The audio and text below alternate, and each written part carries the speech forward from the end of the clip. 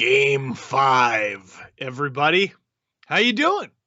Welcome to another edition of Watch the Stanley Cup Final with Steve Dangle. I always get a little nervous off the top, so I got to read it as if I don't know the title.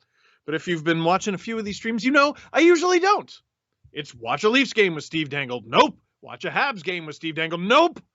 Watch the Stanley Cup Final, which is what we're in still, because of the heroics, the overtime heroics of Josh Anderson in Game 4. This is very interesting. I said this stat many, many times last show, but 27 teams before the Montreal Canadiens have been down 3-0 in the Stanley Cup Final. The Habs are the 28th. How did those 27 teams do? Well, 20 of them got swept, so that ain't good. 4 of them lost in 5. That's still on the table. 1 of them lost in 6. That was the Devils to the Kings in 2012. 1 of them lost in 1945 in 7 games. That was the Detroit Red Wings. And the only team to ever win the Stanley Cup after being down 3-0 in the Stanley Cup Final is the Toronto Maple Leafs in 1942. So, not good news that no team since the Second World War has found a way to force 7 games. Are the Habs thinking about that? No, they're not thinking about any of that. During Game 4, they focused on Game 4, and they won it. Maybe by the skin of their teeth a little bit. I don't think anybody asked Shea Weber to take a double minor at the end of the third. 3 minutes of penalty to kill to begin overtime, but they won. And now, they go back to Tampa for a little retribution. Game 2, you might remember the last time these two teams met in Tampa Bay, it was Tampa that stole the win. And I mean stole. Montreal was so hot in that game. They outshot the Lightning greatly, and it was basically 2 big giveaways from the Montreal Canadiens. You might remember that big Joel Edmondson one. Ooh, painful. Tampa escapes with 2 wins at home. They go to Montreal. They win Game 3. The series is over, isn't it? Habs fans, all in my feed, all in my mentions, all in my DMs, all in everything. Talking about this is over. We had a good run. What? All of a sudden, you win Game 4, you force Game 5 in Tampa, you steal one in Tampa. I'm sorry. That's when we start to believe in magic. I just uploaded a new podcast. I call it Magic Montreal. We're talking about the most history-rich team in the sport. Fans of the Montreal Canadiens talk about the Habs the way a gourmet chef talks about food. It's with a love. It's with a love that other fan bases can't quite appreciate. It's just different. Game 4, elimination at home, killing off 3 minutes to start overtime. They win it in overtime. The place goes nuts. The city goes nuts. And now they go to Tampa? I tell you what, the Lightning better win it right here and now if they want to win this thing. Because if you have to hop on a plane and go back to Montreal for Game 6, it's going to be problems. Before puck drop, we got some questions. Let's try to get to them. By the way, click like and click subscribe or my boss will be mad at me. Christopher, what's the weirdest thing a fan has ever mailed you? Weirdest thing a fan has ever mailed me. Anything unannounced is pretty weird. Sometimes, I didn't ask for any of that. I got an NHL themed Monopoly game. That's not weird. What was weird is it was addressed to my parents' house. And one time I came home from a wedding and there was a bell pepper on my front door, which I thought was weird. And if you know me, you know that I hate bell peppers. And I was like, haha, it's cool that you're doing the bit and everything. Get away from my house. Michael, any solace knowing the 1942 Leafs are the only team to come back from 3-0 down in the finals? So here's the thing. The past 2 years in particular have just been the Leafs getting repeatedly kicked in the bathing suit area. Over and over and over and over and over again. Lose to a Zamboni driver. Cough up a 5-1 lead to the Ottawa Senators. Lose to the Vancouver Canucks, who had not played in a month with half their roster, and blow a 3-1 series lead to the Montreal Canadiens. The one thing the Leafs have historically ever. Hey, the Leafs are the only team to come back from 3-0 down to win the Stanley Cup. It would be just desserts. It would be just going with the trends that the Habs this season would 4-7, win the Cup, and steal that one thing that the Leafs can call their own. And if anyone's going to do it, come on. Makes sense. Imagine like Minnesota does it. Boo. We want a good story. The Wild. Give me the Habs. It's a better story. More humiliating. Steve. Hi, Steve. First goal predictions. Pick a player from both teams.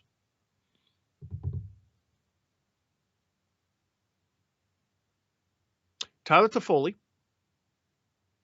for Le Bleu Blanc et Rouge. And Steven Stamkos for the Tampa Bay Lightning. He's been lackluster at 5-on-5. We discussed this today on our show. He needs to come up big. And that, like, if I'm going for the story, the best story is the Montreal Canadiens come back and win the series. Come on. I don't care if you cheer for them or not. That is the best story. That's the Cinderella story. You go with that. But if Tampa is going to win, who are the players who need to score for them? Stamkos, the captain, at home, after everything he went through in the bubble last year, and they get to win it in front of a packed house. That's a great story. The other guy for me is Big Rig.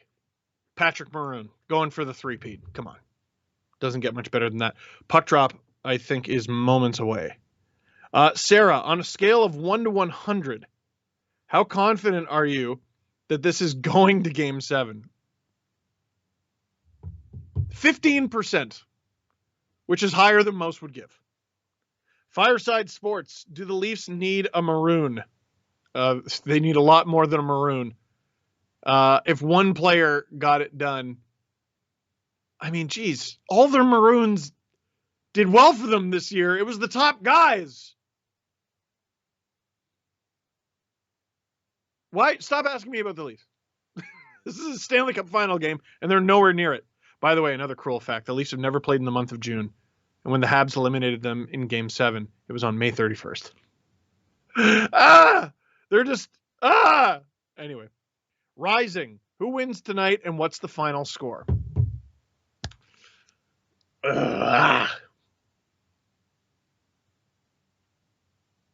Again, I think the best story, and probably the best financially for this company, is that Montreal comes back and wins.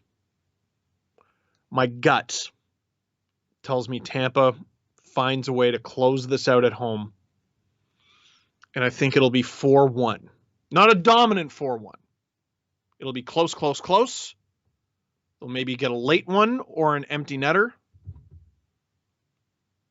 And then maybe another empty netter. Maybe 3-1. I'm going to say 4-1. I won't change my initial answer. Tampa, 4-1. They win the Cup.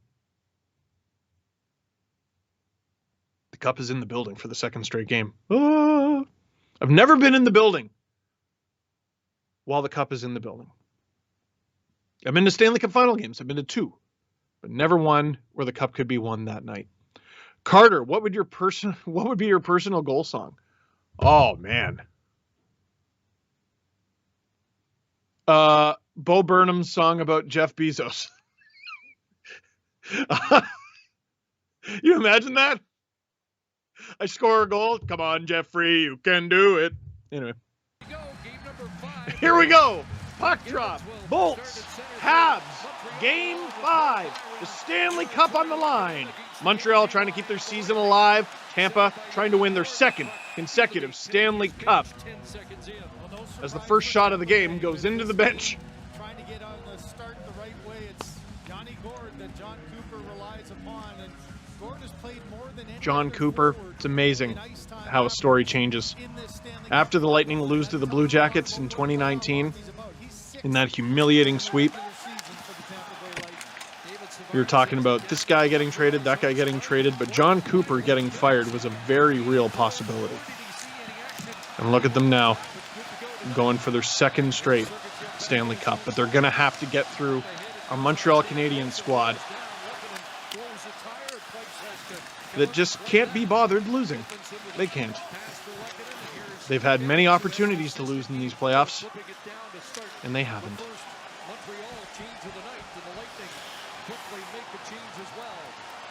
Someone asked me if I was impressed with the fact that the Habs are 4-0. I think it was 4-0 in these playoffs in games where they could be eliminated. And I said, yeah, but 3 of them are against the Leafs. So. It's not that impressive. Ooh, a little bit of snow for Mr. Price. Dominic, would you consider doing these live at a bar or something while streaming? Bosses, write that down. Write that idea down. Of course, I would love to do that. Can you imagine being around people? Like, I don't know where you're asking me that question from, Dominic, but I haven't been in a bar for an extremely long time. Inside a bar? Imagine being inside a restaurant.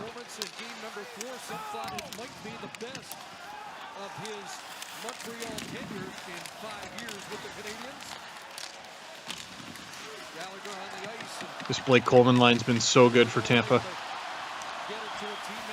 Coleman, Gord, Gaudreau. That's a great reception from Gord. Great battle. You can't quite, well, the Lightning keep possession, but they don't get what they want. Oh, never mind. It was swatted away for an icing. I thought Gord got to that. Joseph Brown. Which of these teams will look more different next year? Ooh. Hard to go against the Tampa Bay Lightning. I mean, they shouldn't have been able to keep it together this year. And then they could lose a really good, really expensive player to Seattle and still probably be over the cap and maybe have to make another move. I said this on my show today. I think there's a player on Tampa that could hoist the cup tonight who's already been traded.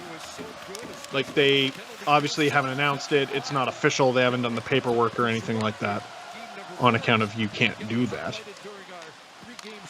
But I'm willing to bet at least one member of the Tampa Bay Lightning has already been traded in a handshake agreement. No one's really been able to get set up just yet, but this is the closest we've seen to it. Tampa getting it in deep. But Montreal controlling it. Very calm. Sort of feel out first round between two boxers here to start this game. Shea Weber with nearly as costly a mistake as any Habs captain has made in Stanley Cup playoff history with his high stick at the end of the third period in Game 4. The Habs managed to kill it and they win the game. This is a bit of a partial break here. And Vasilevsky calmly steering that aside.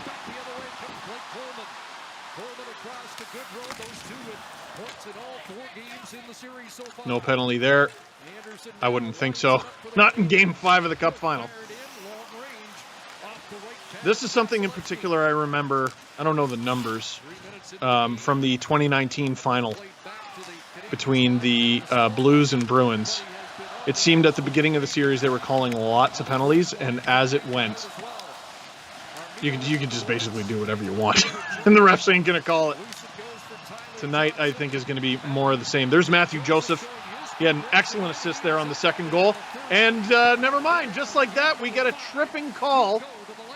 Guessing it'll be on Jeff Petrie from the camera.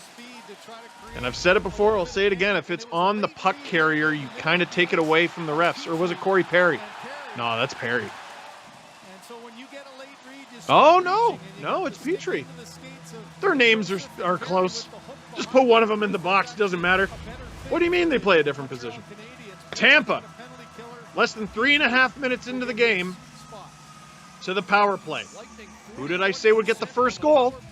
Stamkos. For the Lightning, that is. I also picked Tyler Toffoli for the Montreal Canadiens, and he's got a bunch of shorties. This is a very big power play for my predictions. Montreal looks like they're going to be able to clear this. Stick out of Kucherov's hands. There you go. Stefan asks, what do you think of the Habs possibly doing a participation trophy style Stanley Cup parade? We've got to stop doing this, guys. We've got to stop doing this. Oh, what? Oh, Braden Point loses it. We've got to stop doing this. Like, it was suggested by one person on Twitter that he heard something. That doesn't mean they're actually going to do it. Nikita Kucherov stopped by Carey Price. A minute 23 left in this power play. I feel like we dogpile on hockey Twitter too much. Oh boy. If this went in, yeah, that ref's probably happy that rolled off Braden Point's stick. We dogpile too much on hockey Twitter, though. There was this poor girl. She's got like 400 followers. She's a Habs fan, and she wrote this letter to Leaf fans basically saying you guys are jerks or whatever. And everyone dunked on her. And I'm like, this is necessary? What does that mean? You agree with her? No, but like, is it necessary?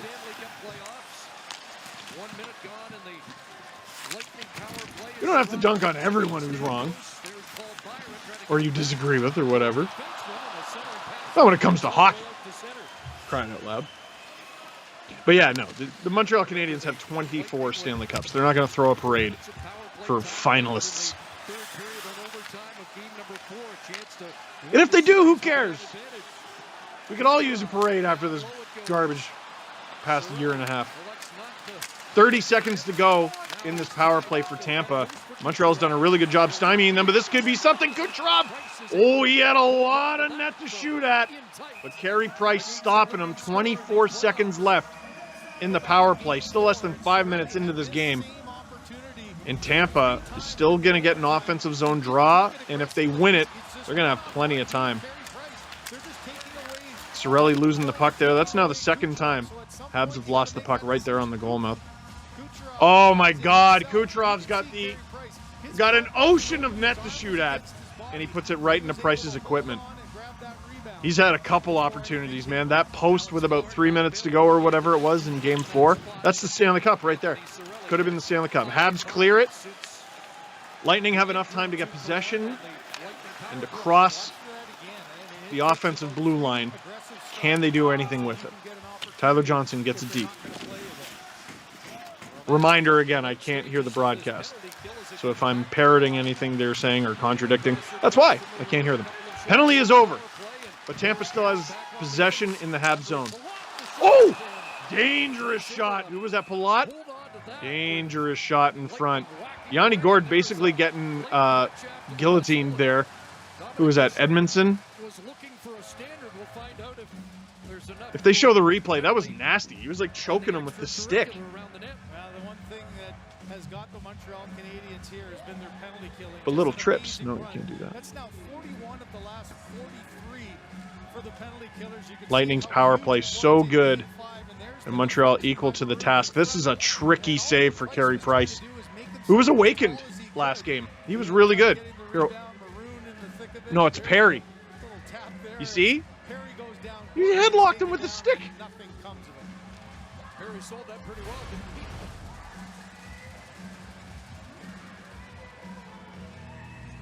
Cohen, what would be your honest reaction to the Habs winning this cup? Oh my God.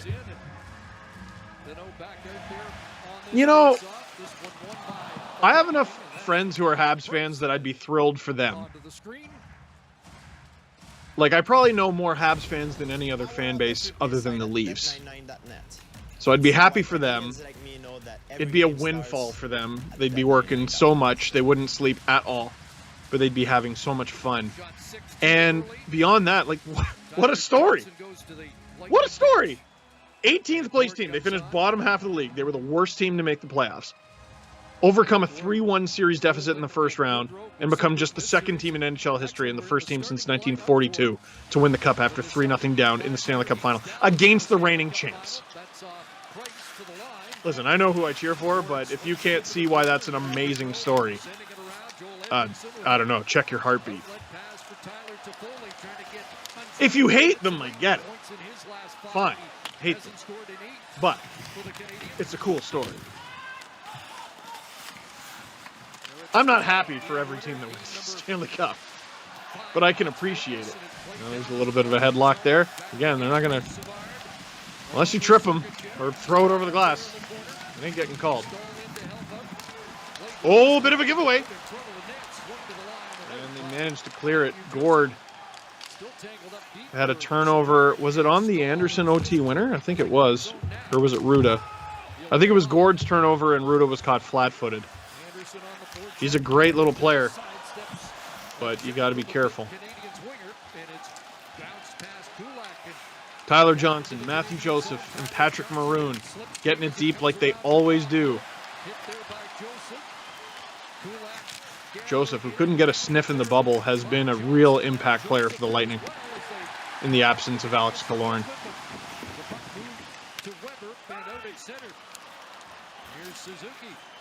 Suzuki breaking in here. He doesn't need much. Great pass! Oh, and the rebound just cleared over the blue line. Suzuki does not need much to make magic happen, and this could be something too. I've really limited my this could be somethings, but that could have been something. It wasn't, but it could have been. Matthew Joseph has been out there for a while. Good dump in. Ruda's about to get called here. Cross check. I did see it behind the play. By NHL standard, or by Stanley Cup Final standards, I'm surprised. But again, the puck carrier. Don't put your hand up for what? You knock down the puck carrier, buddy. You can't do that. Montreal will head to the power play. Oh, baby. One power play apiece.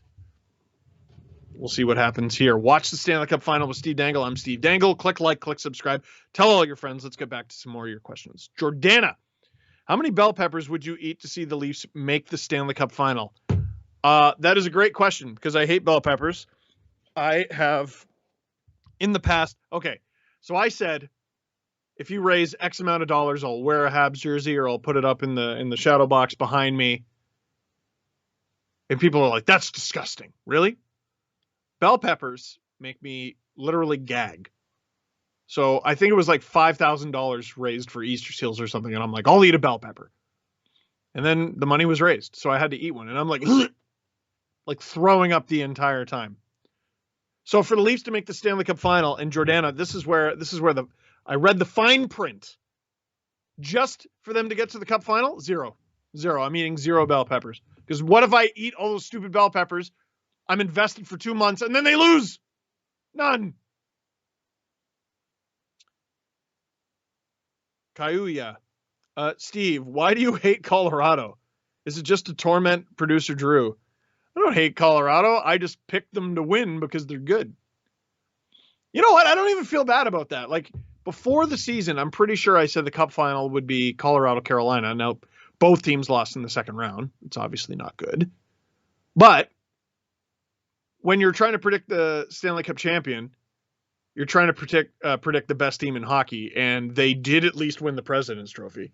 So it's not because I hate them, it's just because I'm smart and knew they'd be good. I did not foresee them losing, though.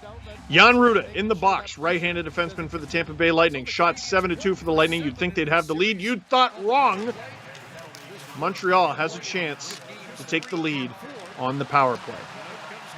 Of course, shorthanded goals aren't unheard of, but unlikely. Oh, baby!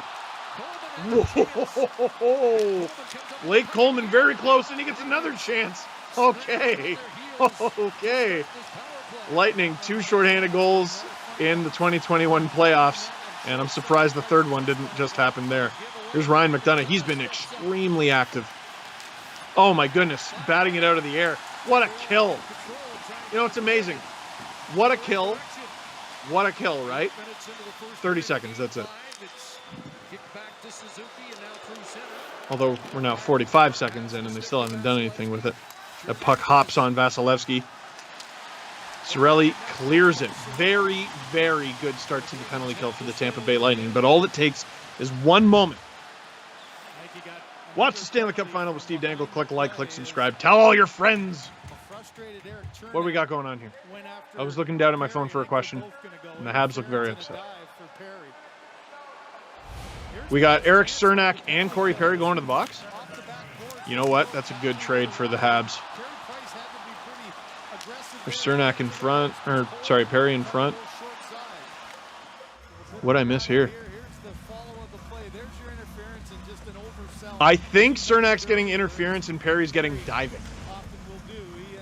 I obviously can't hear the broadcast, but that's what I think might be getting called right now. I take that. I take that if I'm the Habs. Perry's great on the power play, but now the Lightning have 2 right-handed defensemen in the box. It's not good. Still over a minute to go in this power play for Montreal, even though it was an offensive zone faceoff for the Lightning.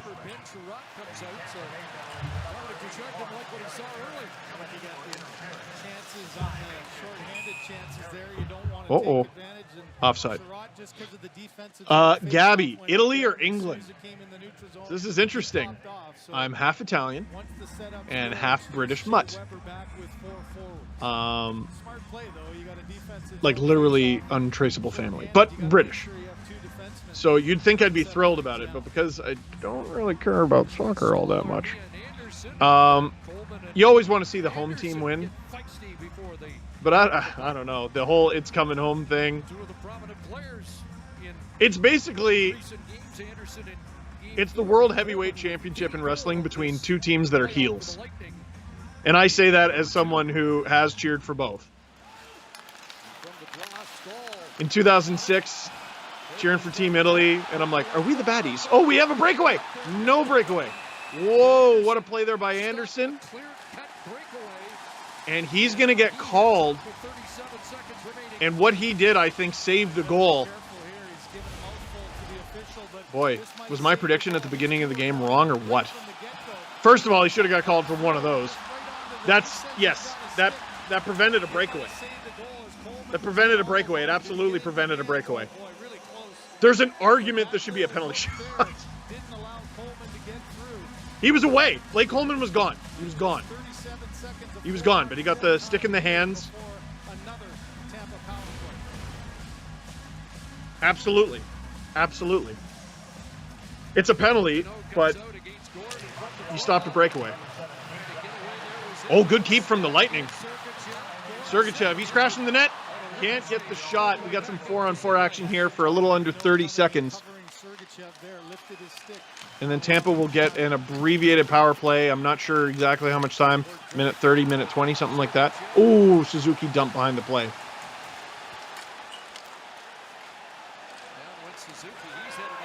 Oh! You gonna get too many men there?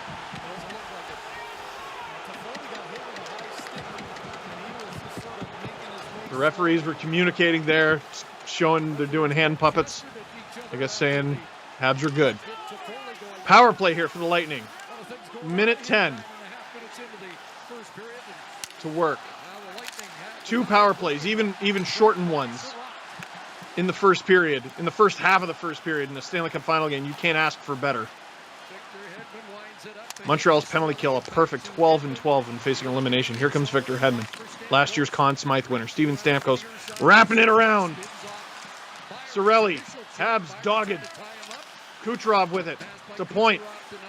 Lightning have been trying to feed point all series on the power play, and it hasn't quite worked. They've gotten a few chances off of it, but it hasn't led to a goal. Hedman on into the logo of Carey Price. 36 seconds to go in this Tampa power play. Shots 10-2, scores 0-0. Oh, Coleman got to Foley there. Oh, and Coleman, jeez, you could have called Coleman with 2 things on that play. I know there's a discussion about, well, how many penalties do you want called in a game? Oh! And what always comes up is 2005-2006. In that season where there were a lot of rule changes and there were so many penalties, and it was slightly ridiculous. And people go, well, do you want to get back to that? And most fans will tell you, no, we don't want to get back to that. What it fails to acknowledge is the NHL changed the rules and then completely did not stick to their guns at all.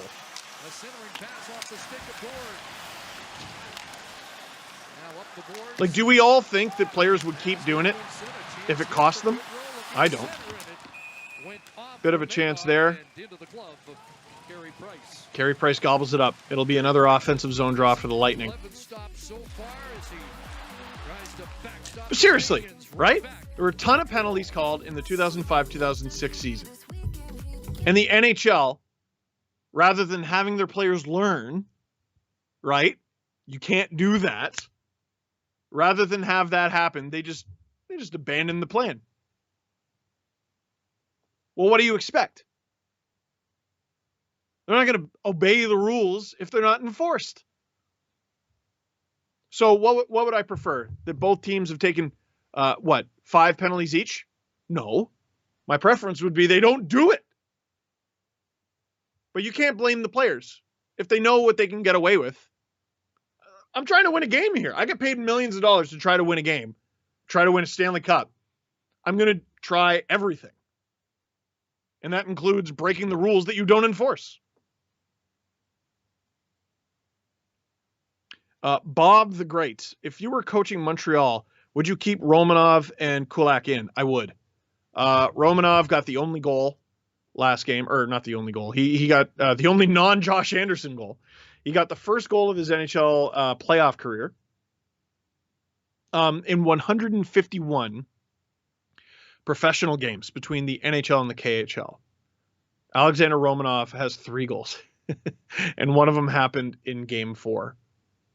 But he was good in his role. Brett Kulak was very instrumental in the Habs' first goal against the Lightning. The Lightning were smothering Montreal at the offensive blue line, and it was Kulak's little change in direction. Okay, instead of trying to chip it out or pass it out, I'm going to take it for a little skate. Like, that's an impactful night from your third pair that's technically made of, like, your 7th and 8th defenseman. I think Dominic Ducharme was absolutely right in keeping them in.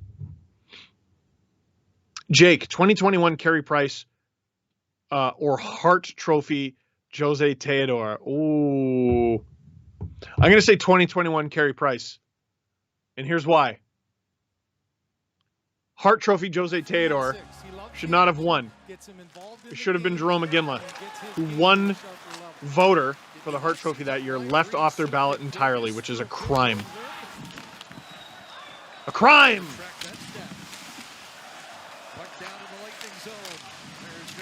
He should have never won the Hart, is what I'm saying. I said it. I know I'm talking to a chat full of Habs fans.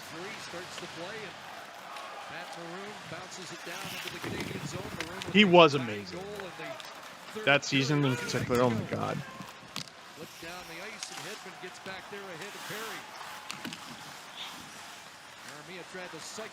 I don't think Habs fans understand how lucky they are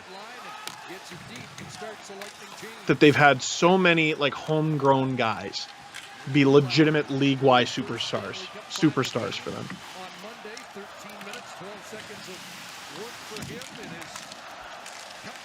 Yes, this is a Leaf fan talking. Oh, 3-on-2, and someone blew a tire.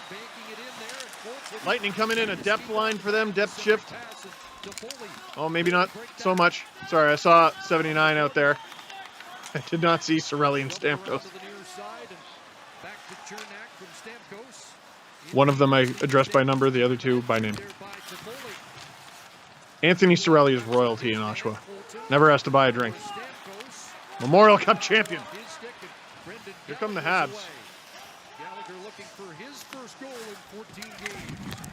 The Lightning do such a good job of managing the Habs offense. It seems like every time the Habs are about to get a clean zone entry, they're actually going for a line change because they're so tired.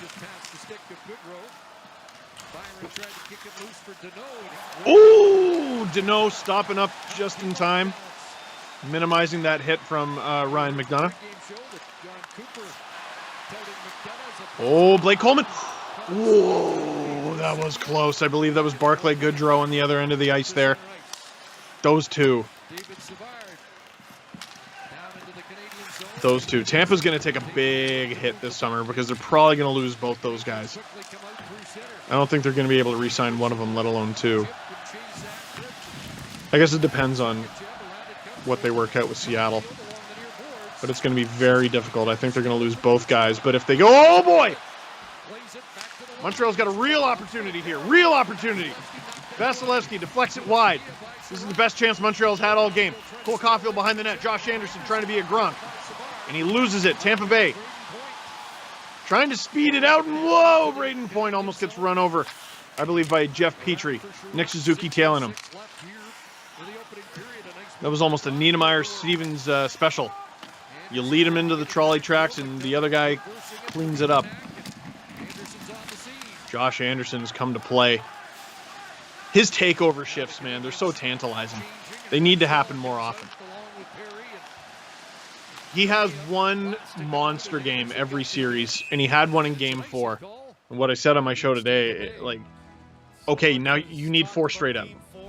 You had 1, we need 2 here. Then you get up to 3. There's McDonough's hit on Deneau. Almost a little bit of friendly fire there with Yanni Gourde. Oh, that little deflection wide there by Vasilevsky might have saved the goal. My ears do not deceive me. Iggy is here, my dog. Hello, Iggy. Is it a thunderstorm out there? You scared? Our neighbor's still lighting off fireworks on July 7th. Anyway, Montreal Canadiens have the puck. They put it on. Ooh, almost a goal there. Stop by Vasilevsky.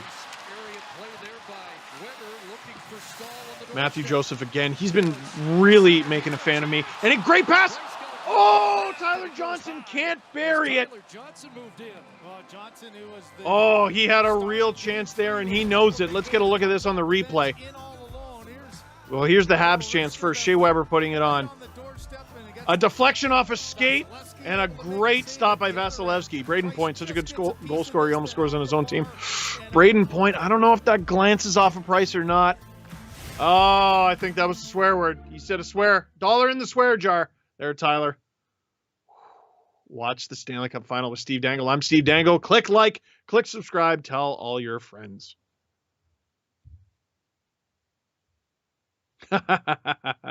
Jason, how nervous is the mayor right now?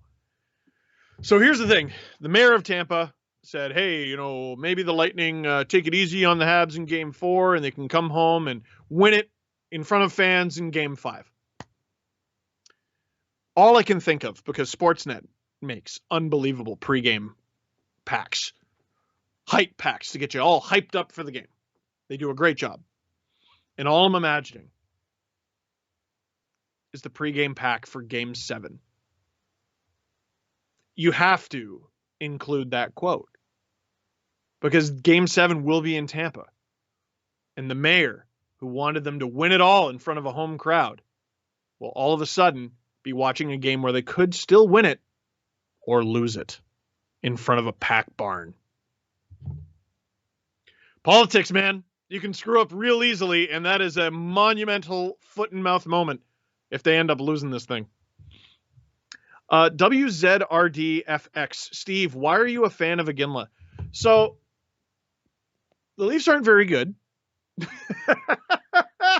No, obviously I cheered for them, but I would become enamored with different players as I watched other teams deeper into the playoffs.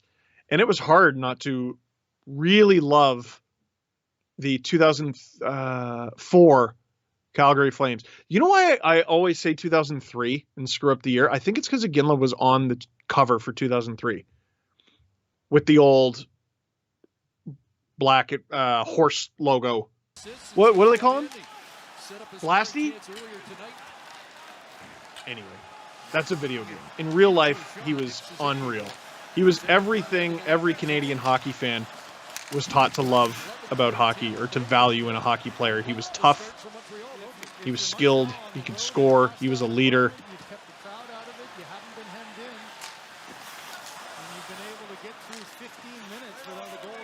And then I got to meet him before the 2010 Olympics. I was so nervous.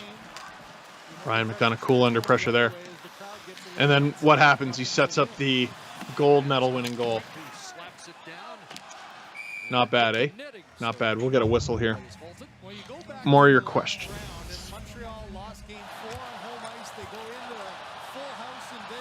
Jake, do you think Claude Julien could have left them here? I think what you mean is, do you think Claude Julien could have brought the Habs to these heights, to the Stanley Cup final? I don't.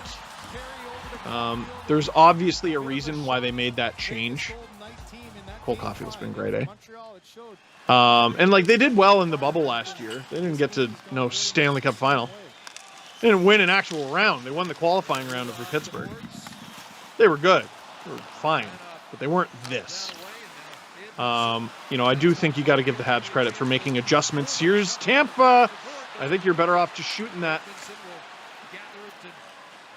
But I wonder how much decision-making changes when you're shooting on Carey Price. And listen, it's not that Julian's a bad coach. I'm certainly not saying that. But sometimes the message gets stale. The fit stops fitting. Who knows how a guy like Cole Caulfield would be used? Or Romanov, or Merrill, who was an acquisition, or Perry, who could barely get in the lineup, and lots of ifs. All I know is they're here with Ducharme. And Richardson. Huge credit to Richardson. Ooh! In front! Loose in front! But Corey Perry is able to steer it out. I don't know about that hit from Sergachev.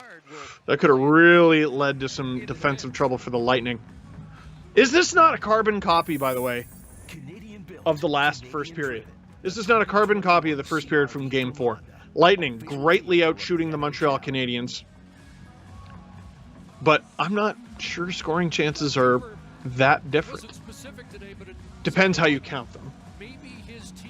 I saw a wonderful debate about that on Twitter. It was Mark Dumont, who works for the Habs, and Andrew Berkshire, who's done some work for us and joined us on these streams. He was saying if it doesn't result in a shot on goal, it's not a scoring chance. And we were discussing, it was a breakaway, I want to say Brendan Gallagher had, that Andrei Vasilevsky poke-checked away. And the argument was, because that's not a shot on goal, it's not a scoring chance. Which I think is wrong. A breakaway is always a chance to score.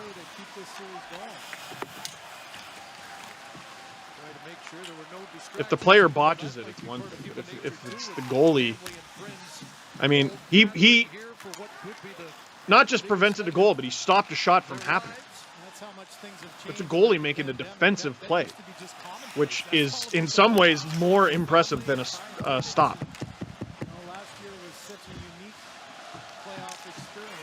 That's a conversation for another day, I suppose.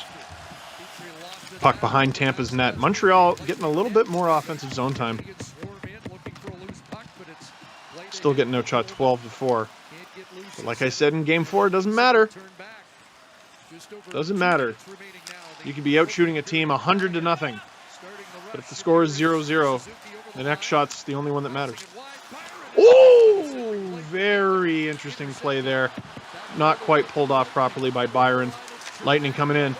Cernak stopped by Price. Just under 2 minutes to go in the first period. We all need a drink here. Got it all over my shirt. Doesn't matter. Had to go hockey bottle for an elimination game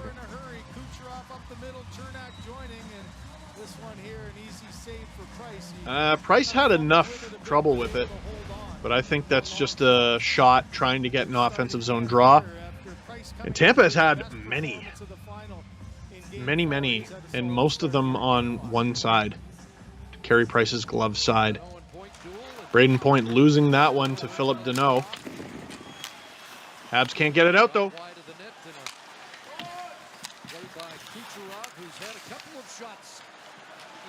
And they do there. Hedman wasn't on his points. He was elsewhere. Just over a minute and a half to go in the first period. It's been mostly Lightning. Shots 13-4. I don't know what the shot attempts are, but I imagine they tell roughly the same story as Braden Point goes offside there. All that matters is the first shot that goes in. Weekdays at 7 on CBC Music and on the CBC Listen app. Little post-game discussion. or post-whistle discussion between Point and Sherrod. You know the focus for Wonder what they're saying. Weber when they're out there with this line is just keep chipping away. Anderson, What are your plans for Christmas? Where are you going after the game? Come in with a matchup and say, who do you have to stop? You go game one, Kucherov had the 2 goals, but look down the 4th line. There's 3 goals from your 4th line, 4 goals from the 3rd line. Chris, to me, the Cirelli line is I can't believe Braden Point has 0 goals in the Stanley Cup final. The playoffs he's had. Team OT, what kind of dog do you have? He's a golden doodle. His dad was a golden retriever, and his mom was a standard poodle. And he's a very good boy. He's 6 years old. His name is Iggy, named after Jerome McGinley, who assisted on the golden goal. So we got a golden doodle, golden goal. And what did Crosby yell right before scoring the golden goal? Iggy! That's why his name is Iggy. Our second dog was named Charlie. And that's because that's what his previous owners named him. And he was 7 when we got him. And changing his name seemed like a jerk move. Tampa Bay's 4th line is out there. Under a minute to go. Matthew Joseph can't quite get the shot on goal. Habs, again, struggling to exit their own zone. We'll take a brief break in first intermission. And then after that, I'll get back to your questions before the second. Here's Ryan McDonough trying to break it out, but he's chased away. No reason to make a late period mistake here. Reminder that there was a goal with a second left. I believe that was in game 2. Blake Coleman with the goal. Yanni Gourde pretty much stopping a puck with his face here. 15 seconds to go. He's trapped in the corner, which I think is just A-okay with the Montreal Canadiens, but Tampa freeing it up a little. But a little is not enough. Philip Deneau will get it out. And we head to first intermission with the Tampa Bay Lightning having an enormous advantage in shots, but Carey Price, that man right there, and the Montreal Canadiens holding the fort. Tampa, 0. Montreal, 0. Heading into first intermission of this 5th game of the 2021 Stanley Cup Final. This is Watch the Stanley Cup Final with Steve Dangle. I'm Steve Dangle. Click like, click subscribe as we head into intermission. That Tyler Johnson reaction is me waking up every morning. A few of your questions, and then we'll take a quick break. Quick. Don't go away. Don't go anywhere. And if you do go somewhere, make sure it's to tell someone to watch this stream. Oh, this is a great question. Cameron, who's on your Mount Rushmore of goalies since 2000? So, like, Patrick Waugh obviously goes on any Mount Rushmore of goalies. Dominic Hasek does, too. But since 2000, though.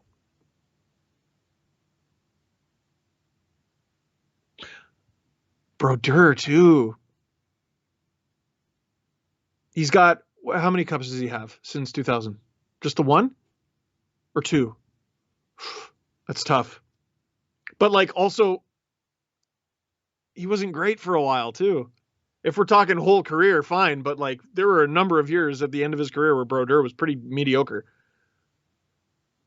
Price is on there. He doesn't have a cup, but I tell you what, Lundqvist is on there.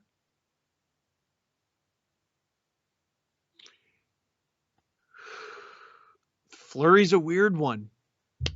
Tons of wins and even a cup. But he was the backup. He wasn't in net for 2 of his 3 cups. I'll throw him on until I can find a better name. Tuukka Rask, there's another one. 3 appearances in the cup final. Only 1 cup win, and he was the backup.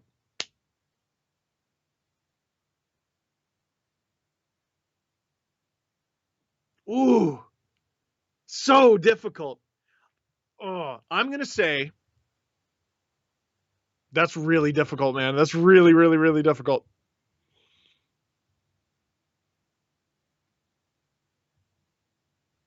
Oh, since 2000.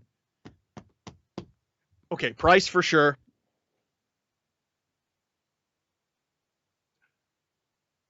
Fleury, Lundqvist, and Brodeur, just to make people mad. I don't know. Oh, no, Luongo. But he doesn't have a cup either. So many goalies have been robbed. No, screw that. Luongo, Lundqvist, Price, Fleury. I'm ignoring pre-2004 lockout because it's easier. Producer Drew telling me Brodeur. Oh, okay. Okay, though. Okay. Brodeur has to be on there, he's saying, because between 2000 and 2014, he has 4 Vezinas. Show me the numbers. Show me the numbers. I'm sorry, there's at least 1 legacy Vezina on there. There is. Don't you give me that.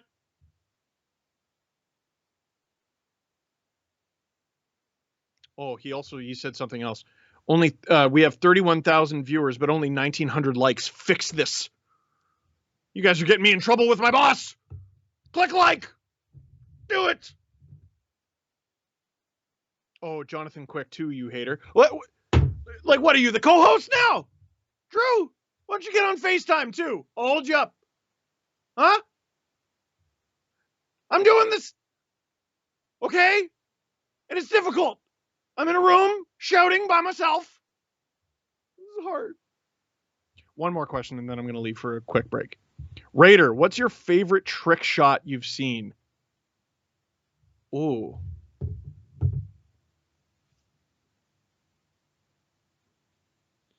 Favorite trick shot I've seen. You know what? Like a viral hockey video before viral hockey videos. What was the guy's name? Rob Schremp. He was a bit of he didn't quite meet expectations, but this Oilers prospect, I think former London Knight, once upon a time was something special with his hands. And if I'm not mistaken, he was the first guy to do the scoop the puck up and dangle it midair. And if I'm not mistaken, one time at a skills competition, he had the puck on his stick, scooped it up, and then he javelined the puck into the net. I might have the wrong guy. This is Watch the Stanley Cup Final with Steve Dangle. I'm Steve Dangle. Click like, or I get in trouble. Click subscribe and tell all your friends. We will be right back after this quick 5-minute or so break.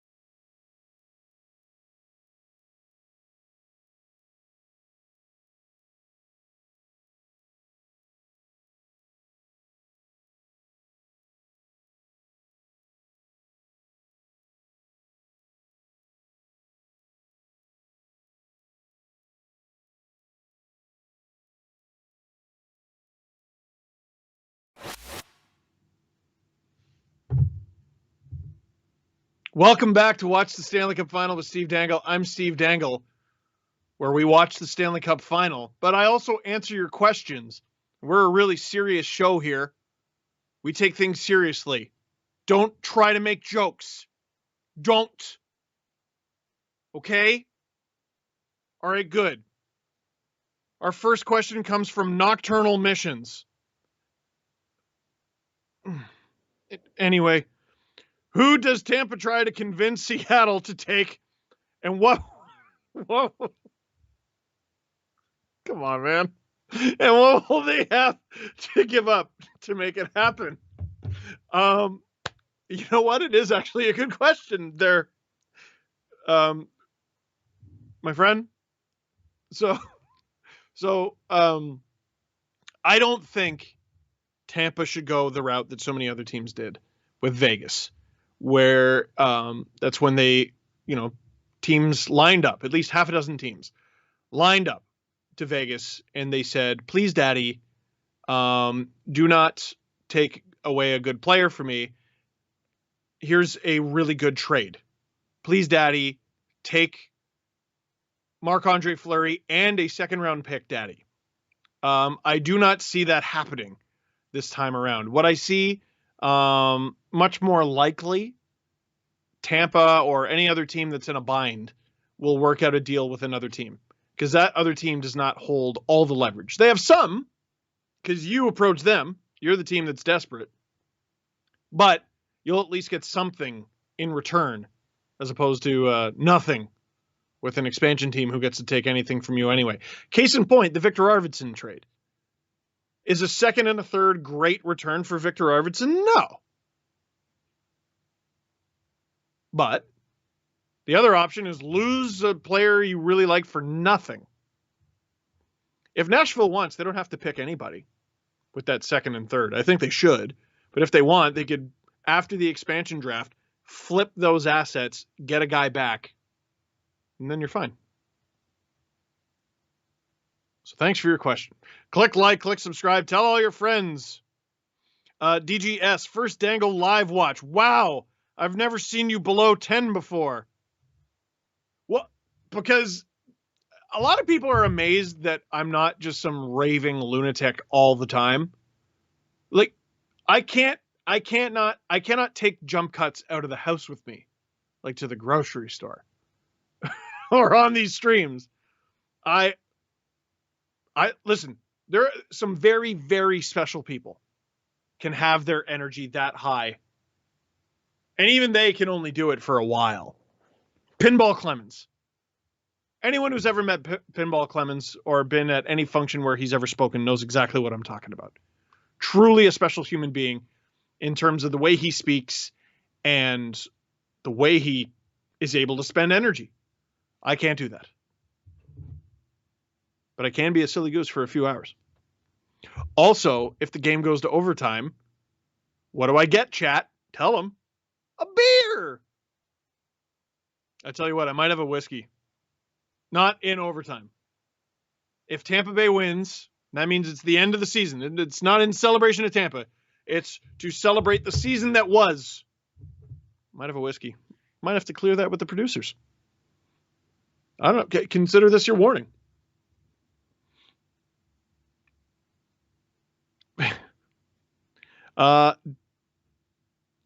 Oh, Shauna, can you please shout out my daughters, Emma and Elle? They love you. No. From Zach. No, I'm kidding. Shout out to, sorry, what were their names again? Shout out to Emma and Elle. Zach, where does Hyman end up? What? Show yourself, Zach. Stay in Toronto, Zach. They can't lose you for nothing. You've wanted to be a Leaf your whole life. Why are you to answer your question, I don't know. I don't know if it'll exactly work out this way, but something to look for. The Seattle Kraken have Dave Haxtell as their first head coach. He's been a Leafs assistant coach for the past couple of years. They also just hired Paul McFarland. The last NHL team he was with was the Toronto Maple Leafs as well. as an assistant coach. He left briefly to go to the Kingston Frontenacs of the OHL in a season where there was no season. So that was tough. But NHL guys love their guys. So I wouldn't be surprised to see a team with no salary cap right now make a lucrative offer to him. And they're going to go after... It would not surprise me at all to see them approach the Leafs in trade talks or to acquire older guys who are maybe free agents, guys who they coached but are no longer with the team. Is this how Frederick Gauthier gets back into the NHL, for example? I don't know. Or does he sign a minor league contract? He's an extra, something like that. The other team I've heard with Hyman is Edmonton. But I don't know how they're going to have the money if they spend it all on Duncan Keith.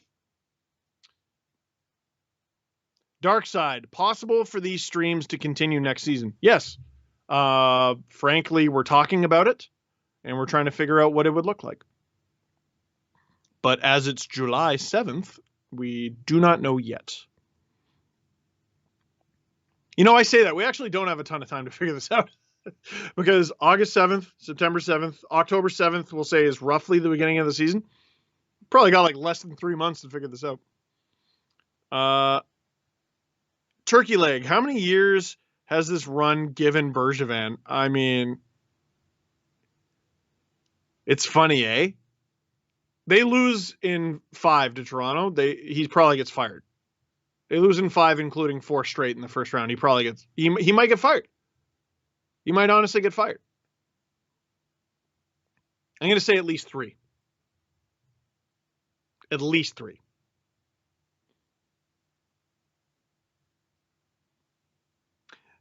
Shadow Panther, if you could have Rask or Reimer back in Toronto. Shut up. If you could have Rask or Reimer back in Toronto, assuming they were healthy, who do you pick?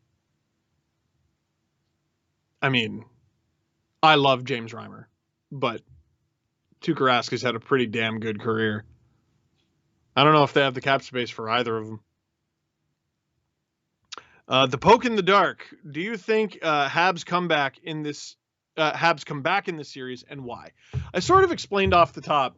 I do believe in magic when it comes to sports, and the Habs, more than maybe any other team, seem to be driven by magic. They are driven by storybook endings. And to win Game 4 the way they did at home in overtime, having to kill that penalty with their captain in the box. There's the quote from the Tampa mayor. Tampa wins the cup tonight. It's obviously all over and done with. If they lose tonight, you might say, well, they could just win in 6. They could go to Montreal and win. Tampa's already won a game in Montreal. Habs win this game. That's an uncomfortable position if you're the Tampa Bay Lightning. Chris Johnston said something really interesting. Oh boy, the period started. Shot attempt of this second period wide of the net. He said a really interesting thing on the podcast. You'll remember the first game of the first round last year. Between the Lightning. Oh, is Savard going to the box right now? Was that over the glass? I think it was. And the clock is still running. That'll get fixed. Savard on the backhand. Ooh, buddy. Oh, so close to off the glass, too. Lehkonen knew right away. And that's the hard work of Lehkonen to force that penalty. We'll get an offensive zone draw here for the Montreal Canadiens on the power play. Well, what was I talking about? Oh, so that was the official clock that was still running. It wasn't the broadcast one. Yeah, they're going to have to fix that. So while they do that, oh yeah, why do you think the Habs come back and why? Listen, magic. That's all it is, man. Magic and momentum. Oh yeah, Chris Johnston. I was about to tell the story. First game of the playoffs last year, Lightning and the Blue Jackets goes to quintuple overtime. Goes to 5 overtimes. And there was a real chance the Lightning lose that one game. It gets in their heads enough that they don't even get past the Blue Jackets, let alone win the cup. You know what I mean? Their defeat in 2019 at the hands of the Blue Jackets, I mean, you got to give the Blue Jackets credit, but it's also largely mental. And if they lose that game, who knows what happens? And the Lightning, who have had so many things go their way, if they find a way to not win this tonight, and they got to go all the way back to Montreal for Game 6, as an uncomfortable feeling.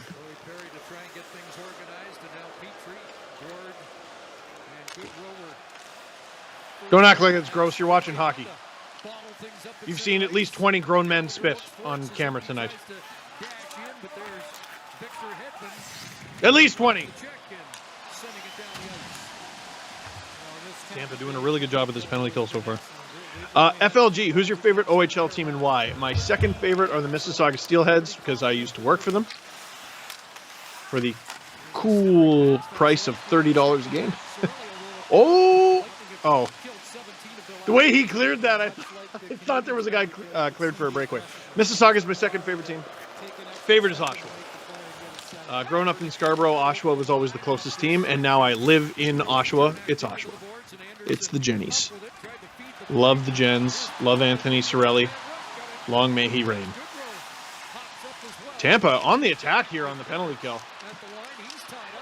Ryan McDonough really losing it there. Trying to clean up his own mistake.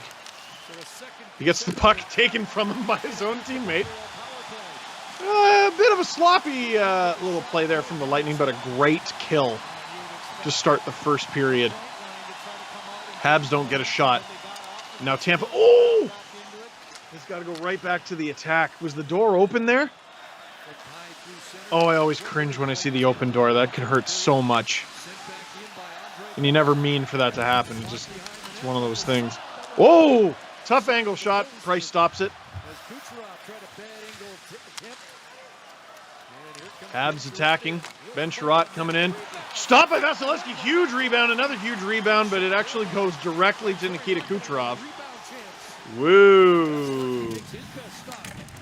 Bit of a dangerous moment there. Huge hit from Palat on Byron behind the net.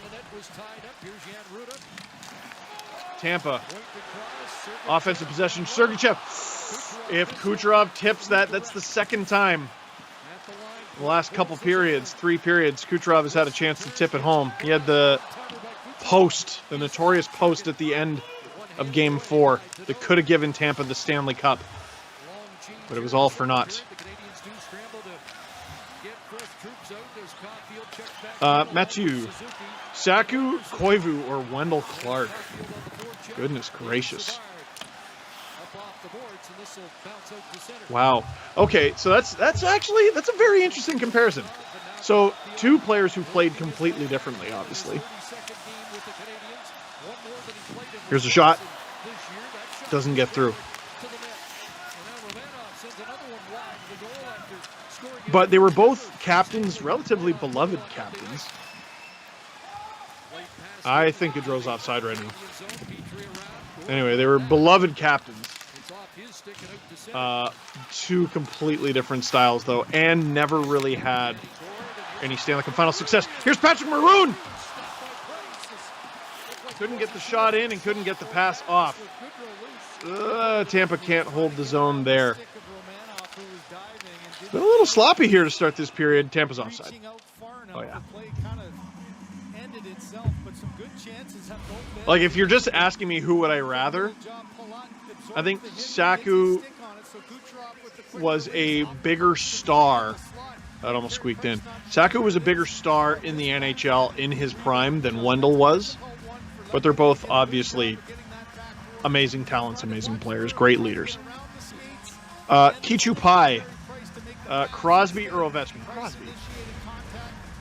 And it's that's how amazing Sidney Crosby is. Like, I think Ovechkin is top 5 goal scorer all time in terms of era and all that. He may end up beating Gretzky, but like, I've seen the body language on defenders when Sidney Crosby has the puck. It's one of the most amazing things I've ever seen watching a hockey game. 2016 Stanley Cup Final, Game 1. The San Jose Sharks. Every time Crosby got the puck, you saw a different Sharks defenseman go, oh, God. Oh, why him? It's like Steve-O from Jackass 3. Why do I have to be Steve-O? Crosby gets the puck. Oh, why do I have to be Brendan Dillon? Oh, because you're Brendan Dillon, man. I don't know. You got to do something. Lightning's fourth line getting it deep again.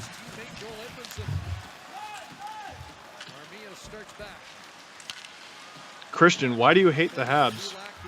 Can someone fill Christian in? I've never hated the Habs, ever. Even as a Leafs fan, yes, never.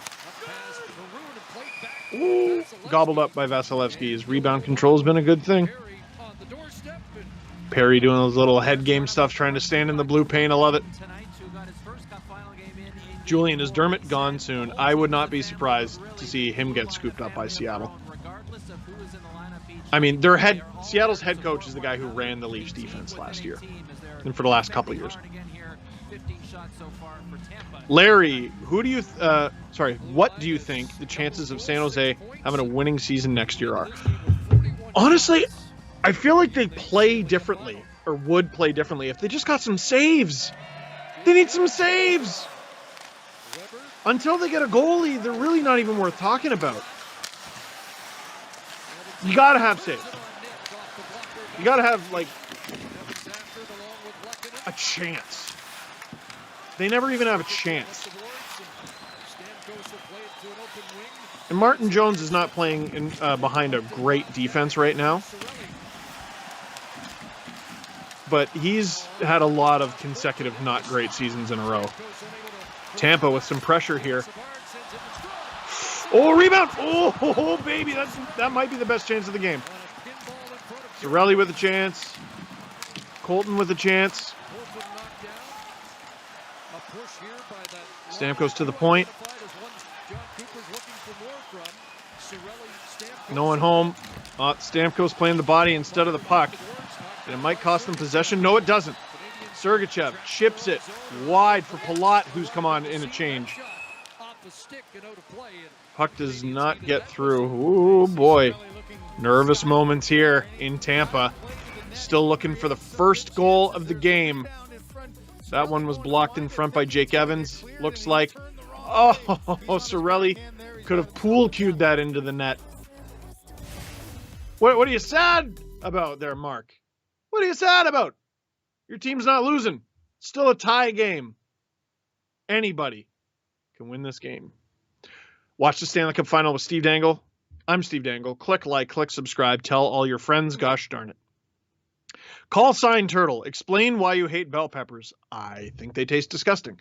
Listen, I know it's weird, but there are foods I don't really like, and but I still eat them.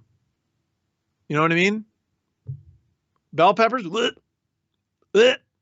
Oh, Steve, you don't like spicy food? Bell peppers are not spicy. That's the weird thing. I like jalapenos. I like chili peppers. I like habanero. Bell pepper? Bleh, bleh. Can't explain it. Hubbo. Are the Habs a one-year wonder? Well, no. I mean, they knocked off Pittsburgh. Okay, if you count the qualifying series as a series, the Habs have won 4 series over the past 2 seasons, finishing bottom half of the league in the regular season both times. They're the hardest team to evaluate in the entire NHL. Easily. Because they obviously find another gear in the playoffs. But for crying out loud, they can't get it done in the regular season. It's unbelievable. Lisa, Iggy is our good luck charm. Can you please show us Iggy? Where is he? He's asleep. The puppy's asleep. And also the game is about to come back on. It seems like a cool idea, and then you realize, oh, there's a game to watch. Thomas, wow. Prime Vinny LeCavalier or Steven Stamkos? Vinny LeCavalier's regression is one of the most aggressive I've ever seen in an NHL player. That dude was like in contention for the Hart Trophy. And then mid-season that year was like, I'm not actually that great anymore. But when he was great, boy, was he special. He was a special star of a player. But Steven Stamkos in his prime scored over 60 goals. I think I'll say Stammer. But those are two incredible Tampa Bay Lightning captains. Tampa Bay Lightning captains who were first overall picks. Ooh, big hit there by Gordon Petrie, I think. Still looking for our first goal. Seems impossible. The amount of near misses we've had, the amount of shots. 24 total. Habs, hold it in here. Whoa! Hedman almost tipping it past his own goalie. Sherratt puts it on, almost a rebound in front there for Foley. It's still loose, though. Can Tampa clear it? Looks like they will. Decent little shift there for the Habs. But now the Lightning get it deep. And they have possession. And they get a shot! Braden Point wide. McDonough at the point. Shovels it deep. Kucherov with a little bit of time. Gets it to the other side, but not exactly controlled. Lightning applying pressure. I've been saying it, Andre Palat's one of the most underrated workhorses in the NHL. You never hear him talked about in those hard-nosed player you'd love to have in your team conversations. And I can't help but feel like if his name was Chuck Steak from Burlington, Ontario, you know, maybe we'd be having this conversation more. The Lightning getting opportunities here. Habs doing a good job blocking the shots.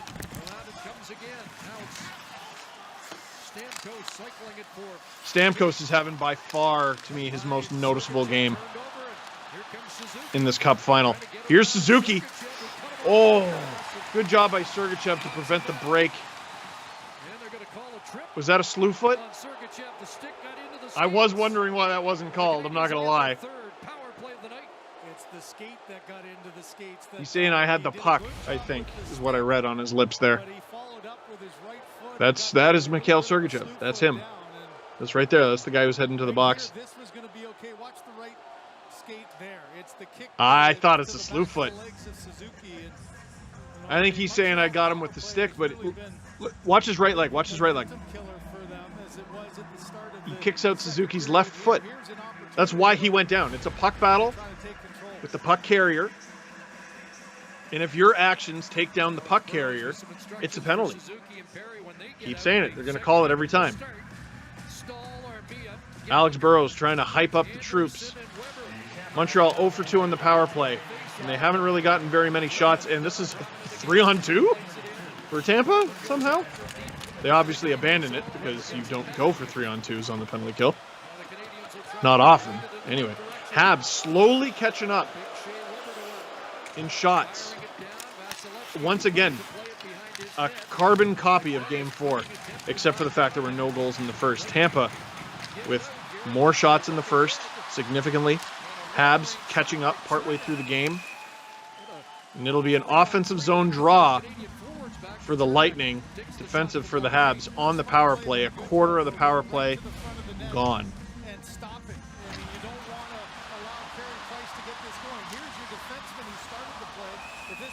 Carey Price is a little bit too busy on this power play. Zishan, do the Habs realize they're playing for the Cup? Yes. Do you realize they're playing Tampa? They're good. I'm sure the Habs, like, hey man, why'd you get outshot? I don't know, bro, we're trying. Like if you were to ask them, yeah, I don't know, man, the Lightning are pretty good. Johnny Gordon, whoa, very dangerous there. Aaron, who wins between the 2020 Stars and the 2021 Habs? Pretend they both have Corey Perry. Ooh, that's a great question. I'm going to say these Habs. Almost a tip-in goal. Under a minute to play here on this power play. Last year's Stars were really good, though.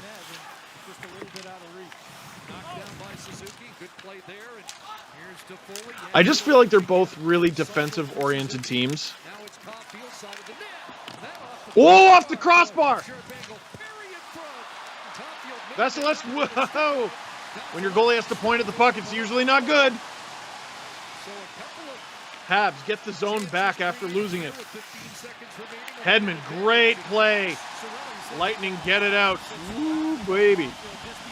Starting to feel like the first goal of the game can't be far away.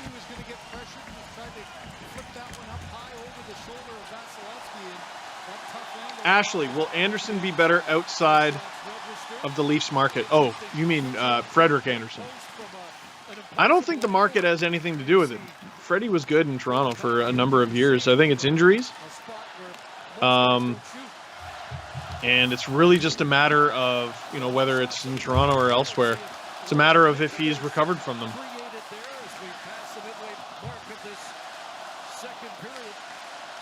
Lightning a little hemmed in here.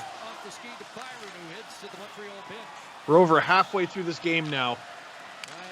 Just over 11 minutes played in the second period. Shot 16-12 for the Lightning. Habs catching up. But the score, once again, 0-0.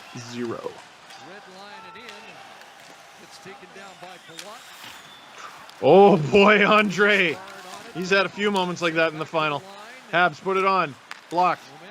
Get it deep. Tyler Toffoli. Tries to make the dangle. Braden Point with the clear. He's probably looking for the trip there, and he's not going to get it. Oh, Buddy was standing up. He was pissed. Do you see that? In the white jersey?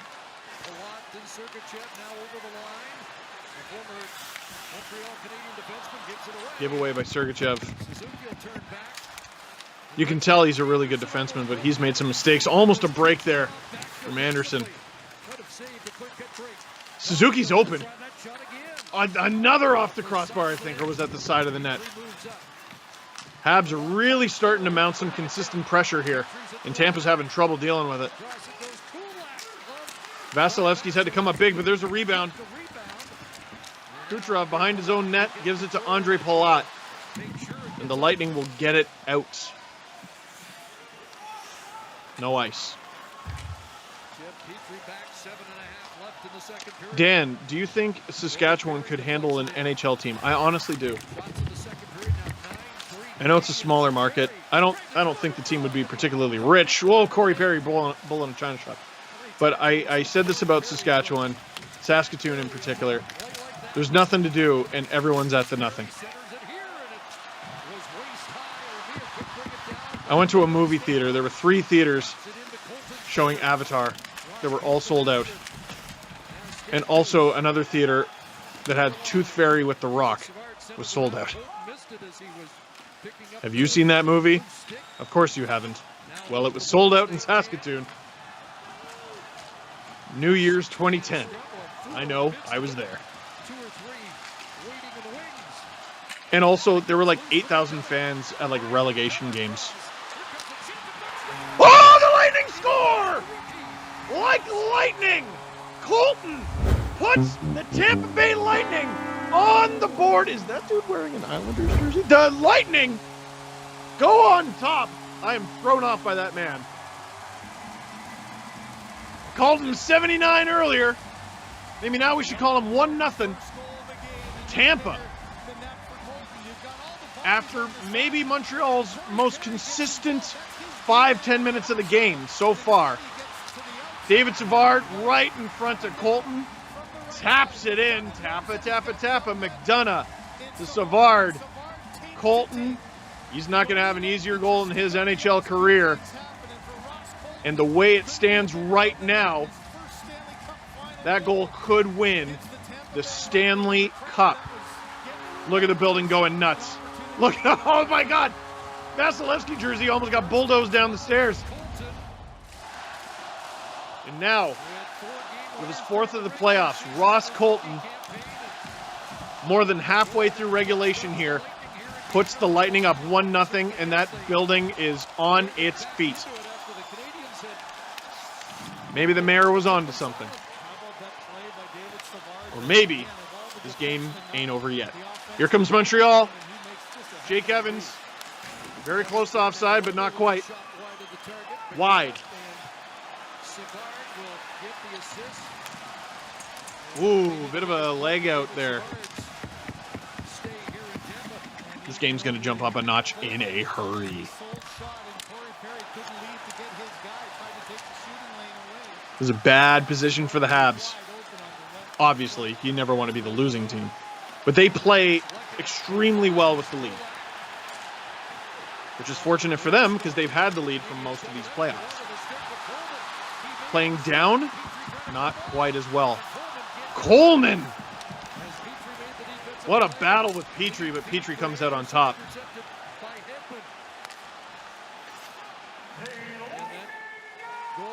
Just over 5 minutes to go in the second period here. A goal from Ross Colton. Puts the Lightning up 1-0, but here's a 3-on-1 for the Montreal Canadiens. Anderson bottles it! He bottles it. He had Cole Caulfield with him, and the Lightning turn it the other way. Kucherov shoots. Price stops. That's twice now. Price gave Kucherov a lot of the top of the net, and Kucherov was not able to capitalize. What a moment. I'm sure we'll see that replay once this shift is over. Maybe the puck rolled on him or something. But that's a gimme tic-tac-toe play. 2 goal scorers, Anderson and Caulfield. And if the Lightning win this game and Montreal's season is done,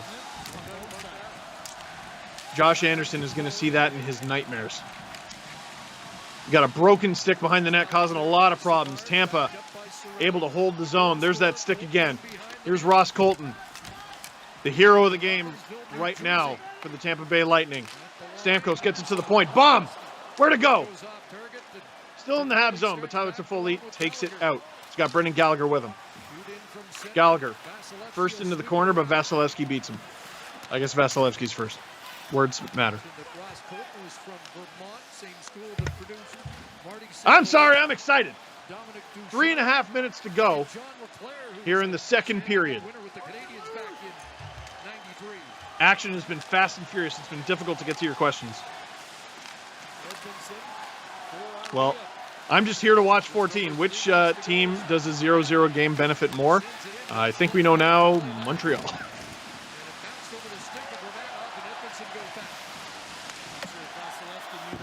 If you're the road team, I think a tied game usually benefits you. Usually. Clement, fine. Prime St. Louis or Stamkos. Ooh. You're talking about like Rockets versus scoring titles. I think I go with the center. Even though Stamkos is sort of a part-timer at that position now. Oh! And Caulfield still gonna... Oh, nightmares. Nightmares for the Montreal Canadiens. You can't beg for a bigger defensive breakdown from the Tampa Bay Lightning, and they can't get a shot off. I'm going to say Stamkos. St. Louis is really good. Stamkos. It's really hard. Ross Colton, man. Huge Selly. As we go to commercial break with just under 3 minutes to go in the second period. I'm Steve Dangle. This is Watch the Stanley Cup Final with Steve Dangle. Click like, or Producer True Drew will get me in trouble. Click subscribe, tell all your friends. Let's get a few questions in. We weren't able to get any in over the last little bit. AD, your comment about their captains going number 1 overall made me think, how many number 1 overall players became their team's captain, you think? Oh, like what percentage? Really high. I'll say 20, which might sound low to you, but think about it. If you pick first overall, you have a 1 in 5 chance of that guy being your captain one day. It's pretty high.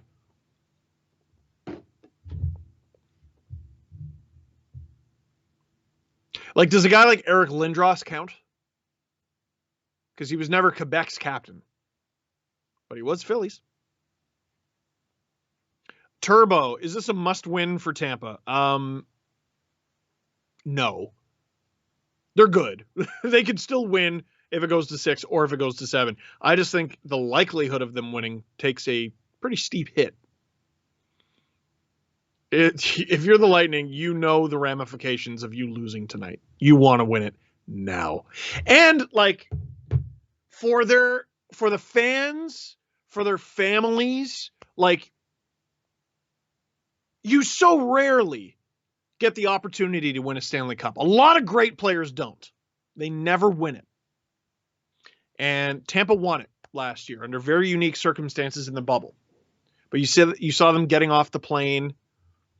Their family met them after, but they did not get to partake in that special moment in the bubble. Many of them. There were a few who snuck in. Not snuck in, got permission. You know what I mean. To win it here in Tampa after last year, like you never get a mulligan at this. It's so rare. And the Lightning have an opportunity to get a redo of last year. You can't miss this opportunity. You can't. And you don't want to deal with the stress of a Game 7. Trust me. Blue and white teams tend to not do so good in Game 7s against Montreal. 19 Chucky, Jack Campbell or Carey Price? For real? The one in the Stanley Cup final. The one with a long career of being a starter versus a guy who just kind of became one recently. I love Jack Campbell. Like, what kind of... I don't keep bringing up the Leafs. It's the questions, man. Lorene, what's your favorite American team? Oh, that's an interesting question.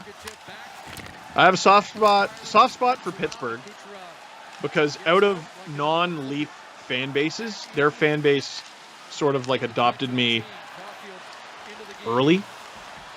Like I felt love from Penguins fans relatively early in my career. I love Boston, the city, and respect Boston, the team, but I do not like them. Nashville, great fans, great city, great time.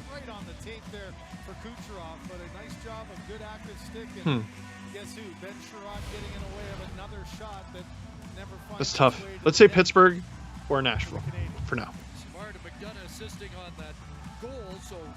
Cassandra, do you think Yzerman can actually turn the Red Wings around? Yes, on account of he did such an amazing job with the Lightning. What and I'm sure Red Wings fans are waiting to see, what I'm waiting to see is how he does it.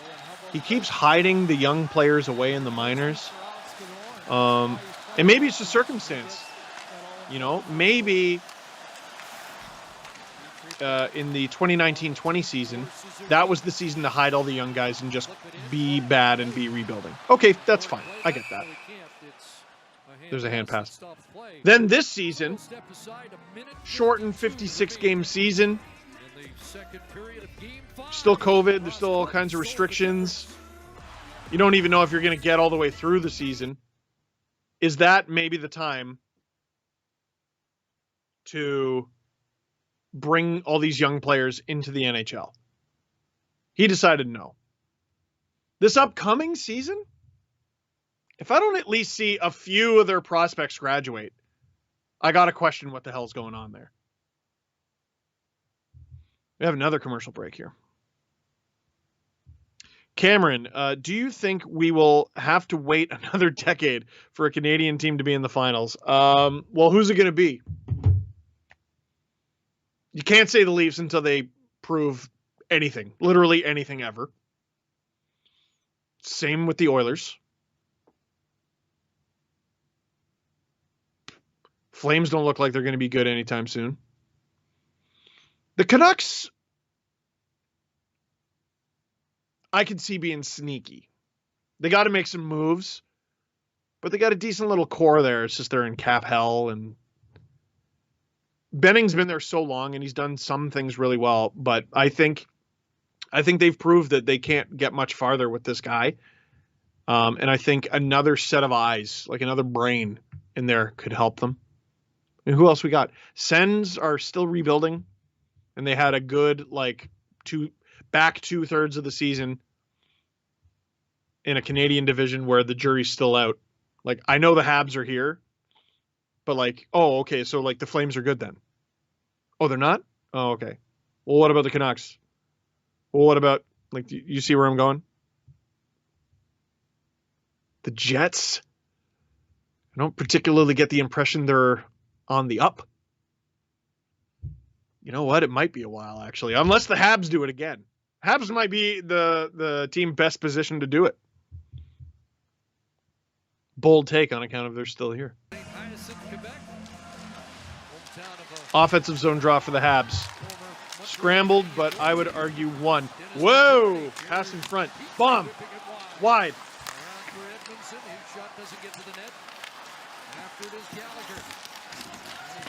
I sneezed.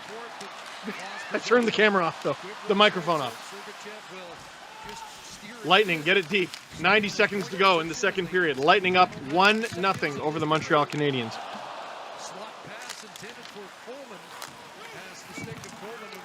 Shots 18-13. Montreal really mounted some good pressure there for a while, and it's since gone a little stagnant. Almost squeaked free there for a chance, though. Just over a minute to play here in the second period. Kucherov pass to nobody. Habs get it deep. Hedman touches it. This won't be icing. He's going to have to deal with that himself. Tricky pass for Palat. He can't handle it. Here comes Jake Evans in front. Can't get the shot off. The Habs still have it. Shea Weber in front. Tip. Lightning clear it. Vasilevsky saved. Braden Point will rush it out. Under 45 seconds to go now. Braden Point. What a move. He comes in. Stop. But there will be a penalty to Montreal. Looks like it'll be going to Ben Sherratt, who just looks like the second evolution of Braden Point. Like Charmander turns into Charmeleon, Braden Point turns into Ben Sherratt. Lehkonen, such an opportunity there. Vasilevsky stopping it. Point just really turnstiling Sherratt, and that's absolutely a hold on the puck carrier, who could have had a breakaway had he not held him. It's not the stick, it's the glove around the shoulder. That's absolutely the right call. I think he's arguing that Point held him, but it doesn't matter, man. Hedman with a bomb. Stopped by Price. Just under 33 seconds to go here in the second period. This third period is going to be dramatic enough. But if the Lightning get one here before the end of the second, what is that dressing room like for the Lightning, and what is it like for the Montreal Canadiens? Everything on the line right now. Under 20 to go. Here come the Lightning again. Here's Braden Point, a man possessed over the last couple shifts. Habs get it. Kucherov gets it back. Under 10 seconds. They got to get a shot off here. Montreal clears it, and that'll do it for the second period. That won't be ice. Tampa heads to intermission with a 1-0 lead from that man, Ross Colton. That's Andre Vasilevsky. Ross Colton gives Tampa a 1-0 lead, and if the score stays the same, Ross Colton just scored the goal that will win Tampa their second consecutive Stanley Cup. That's my reaction too, Andre. That's my reaction too. Welcome to the Sportsnet YouTube channel. This is Watch the Stanley Cup Final with Steve Dangle. I'm Steve Dangle as we head to second intermission. Can we get a vibe check, chat? Can we get a vibe check? Leave an emoji describing your current vibe. You have been summoned to the House of Vibes for your vibe check. State your name. Who's that? Dan? Dan, I forget his name. On Twitter? Not Twitter. Twitch. TikTok. I am tired. Okay, I've been calling a very exciting game. We'll do a few more of your questions and then I'll take a break, which I'm sure no one will blame me for taking. Leo, low 6. I'm losing hope for the Habs. Can you convince me this isn't over? Yeah, it's 1-0, bro. What? It's a 1-goal lead And they came back from a 3-1 series deficit, but it's over? Come on now. It ain't over. Oh, but Tampa's so good. Yeah. You've never seen a good team lose before? Chill. You've never seen a good team come back? Chill. You've been watching the playoffs for 2 months. You'll survive. Said the man who's never watched his team play in a Stanley Cup final ever. The ref. Have these streams made you like the Habs more? I tell you what. Well, it's made me respect the team more. Definitely. For obvious reasons. They beat the team I cheer for, and they're in the Stanley Cup final. I have more respect, not that I didn't have respect in the first place, but I have more respect for the Montreal Canadiens fan base. I've said this before. I really did think, we do watch a Leafs game with Steve Dangle, and a bunch of people watched and seemed to like it. And then we take a round off and we come back with watch a Habs game with Steve Dangle. The decision was jokingly made to have me in a Leafs jersey in the thumbnail for these streams. And I really did think Habs fans were going to be like, this is trash. And there was so little of that. Most of you were like, welcome. Come have fun. And I was like, thank you, Habs fans. I will. That's nice of you. So, yeah, I do respect them more. Oh, Christian Osti, what's your all-time favorite food? Yes. Lasagna. Nona's lasagna, followed by Lamanna's Bakery lasagna. Scarborough, if you know, you know. Cole, please answer. The 2015-17 Penguins or the Lightning from the last 2 years? Ooh. So if the Lightning win tonight, it'll be back-to-back for them. Or the 16-17, I think is what you meant. Penguins. I guess the 16 season started in 2015. You're talking about the 16-17 Penguins who won back-to-back. Whoa, baby. That's real tough. I think the Lightning would beat... Was it the 2017 Penguins who had like Ron Hainsey on the top pair because everyone was injured? Part of the reason why the Lightning have done so well in these playoffs anyway. Last season was a little bit more tumultuous with the health on the injury front, but this season, in this final, outside of Alex Killorn, they've basically got a healthy crew. And Pittsburgh has really never been able to claim that. I think these Lightning beat them. That's really difficult. Also, the 2017 team made it to the Stanley Cup final by the skin of their teeth. I think I like the 2016 Penguins more. But I like the 2021 Lightning more than the 2020 Lightning. The 2016 Penguins, I think, beat the 2020 Lightning. The 2021 Lightning beat the 2017 Penguins. So then it's a matchup of the 2021 Lightning versus the 2016 Penguins. It goes to Game 7. And I think Tampa pulls it off. That's tough. That's a real tough question. And with that tough question, we're going to take a break. Don't go anywhere, because when we come back, it'll still be Watch the Stanley Cup Final with Steve Dangle. I'm Steve Dangle, and we'll be watching the Stanley Cup Final, the third period, to be specific, of Game 5, where the Tampa Bay Lightning, have a 1-0 lead and could walk away with the cup tonight.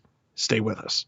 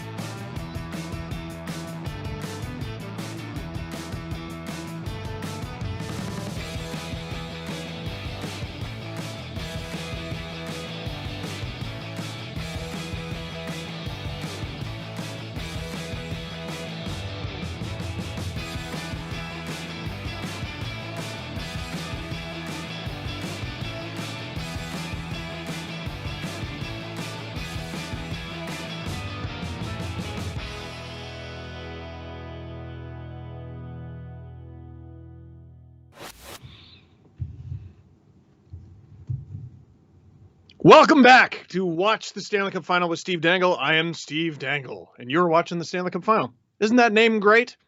Hey, Tampa Bay Lightning, as I fix my hair, gotta look gorgeous. Tampa Bay Lightning have a 1-0 lead heading into the third period.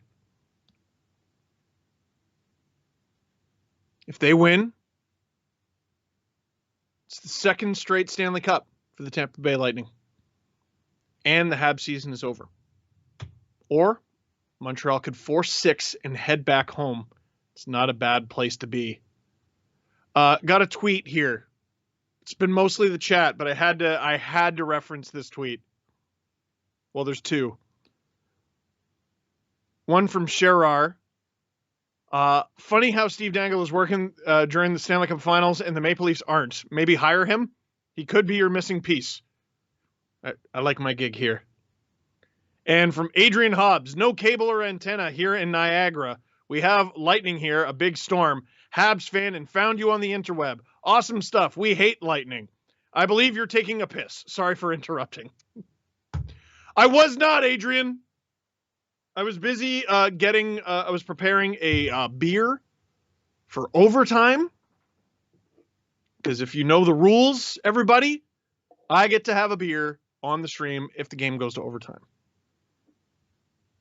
If the series is over, Lightning win, I will toast to a season that was very long and difficult for all involved with a whiskey. I will fill this. We will sip it together on camera. This is Burns Crystal, I think. And it'll be great. Let's get to your questions before the third period begins. Quinn, who's got the worst and best contracts in the NHL? Worst, I think, has to be Sergei Bobrovsky. It made no bloody sense. No bloody sense. I thought it would have a few years before it got bad. It got bad very fast. And in the same summer, I believe, if I'm not mistaken, in the same summer or after the Panthers signed Bobrovsky, they drafted Spencer Knight with a first-round pick.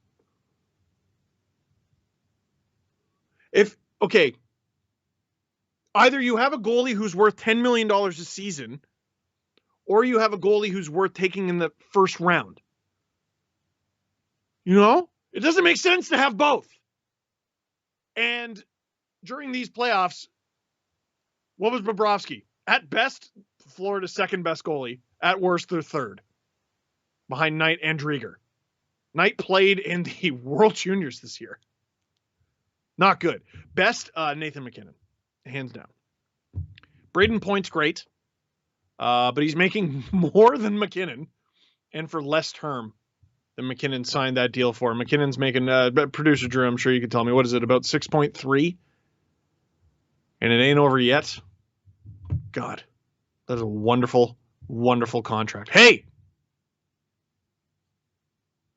Want to see if I'm wearing pants? There you go. Is Steve wearing pants? Is this the last one? I don't know. It could be. Count. By yourself. I'm going to take these headphones off. Leave your answers in the chat if you think I'm wearing pants off camera. 10, 9, 8, 7, 6, 5, 4, 3, 2, 1. I'm doing something that I regret. I tried to put my hockey pants on top of my jeans, and now all I get is immobility. I can't.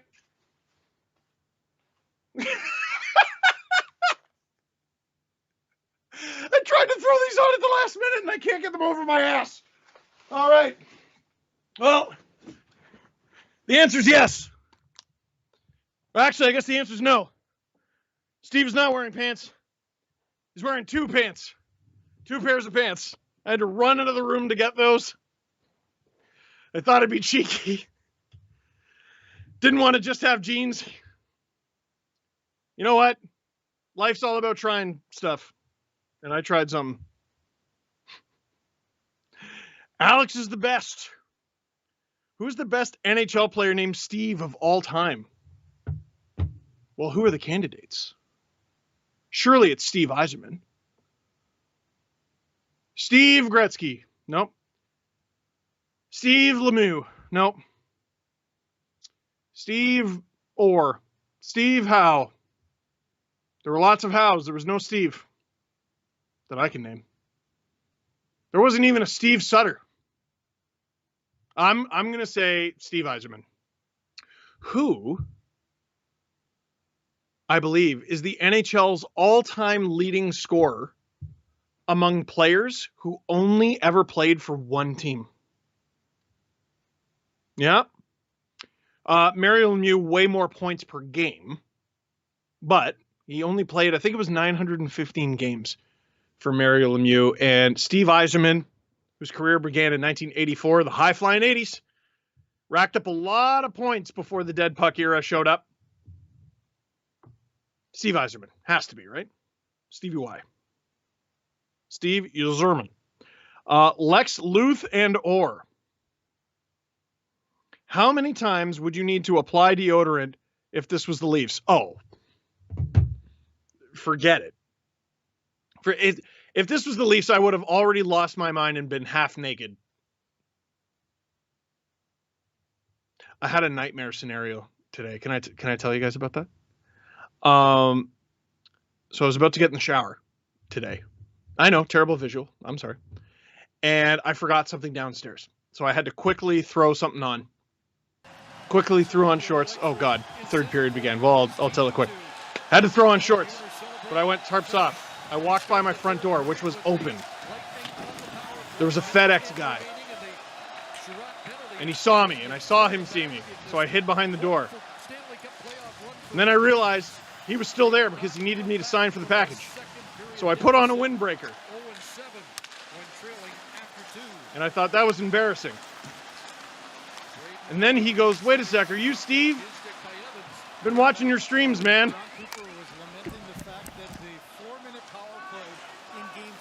And I think what I said out loud was, oh, cool, thank you. But what I said in my head was, ah! So anyway, Tampa on the power play. They got just over 30 seconds to go here to start the third period. They could take a 2-0 lead, which would be devastating for Montreal. Kucherov. Oh, Cirelli with a chance to bat it in. Can't quite do it. Montreal, do they clear it? Yes, they do. There's enough time for Tampa to get the puck back and maybe gain the zone, but they're not going to have any time to set up on this power play. Montreal, key kill. And Montreal's power play, once again, perfect in elimination games. I believe that's 14 or 15 in a row in these playoffs. Unbelievable. 14 or 15 in a row in elimination games, I should say. Gord tries to throw it around. He hits the back of the net. Montreal's able to break out with it, but a sloppy pass that Ryan McDonough gobbles up. And here come the Lightning again. They're not exactly a crawl in your shell and defend type team. They get after it. Their neutral zone defense may be the best in the NHL. Certainly top 5. Oh! So Weber ended up tipping that. Luckily, he tipped it away from the net. Shea Weber taking that penalty in Game 4 was bad enough. Can you imagine if he scores what ends up being the Stanley Cup winning goal against his own team? I saw that nightmare scenario happen, by the way. Game 7, 2011, I think, OHL final between the Mississauga St. Mike's Majors, when they were still called that, and the Owen Sound Attack. The Owen Sound Attack win Game 7 overtime in Mississauga's barn because a player on the Majors accidentally scored on his own net. Horror. Like you could make a Halloween movie about that. And it's only scary for hockey players, but that's brutal. Habs clear the zone. Braden Point has been inspired. Maybe not necessarily to start the game, but as the second period got towards its end, he was inspired. Shot, I think it was high by Kucherov. He's had so many chances. Price sprawled. There's a rebound. Still a rebound. Price, no stick. Between his legs. Tampa clears, Montreal clears the zone. Pandemonium. Price still hasn't picked the stick up. He didn't dare. Oh, baby. Kucherov has been sniffing for 4 straight periods now and coming up short. Maroon, apparently that's onside. Price struggles with it a little bit, but he covers it up. From the broadcast angle, that looked well offside, but I'm assuming the puck was just off camera and we couldn't see it. Oh, how do you pass that? I don't think Kucherov knew how much time he had. That's a wraparound goal. Oh, maybe not. Price did have the pad down, but if instead of passing it, you just take a second and lift it because you're Nikita Kucherov, you'd have an insurance marker in the 3rd period. Oh, boy. Patrick Maroon looking for the winger win here, and he gets it. Matthew Joseph on. Rebound? No rebound. Carey Price covers it up. No one's moving Patrick Maroon, and he knows it. Romanov will try, and he will say something. 24 King South Side. Steve, please grab 2 beers and smash them together like Stone Cold. I did that for my birthday a few years ago because I knew our carpet was garbage. Oh, that wasn't a one face-off at all. What the hell was that? I knew our carpets were garbage and we were eventually going to replace them. Then our basement flooded, and now we have nice carpet. I shan't be smashing 2 beers together, sir. I am a father with a child. It is a weeknight. But Steve, you said you're going to have a whiskey. I know!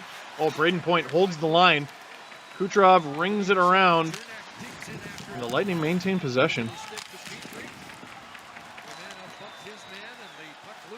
The Lightning's offense is their defense. Oh, never mind!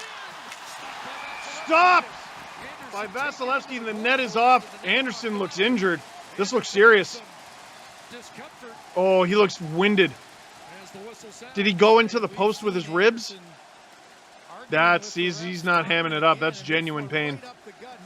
He's struggling. Struggling real bad right now. Wonder if this will be a penalty.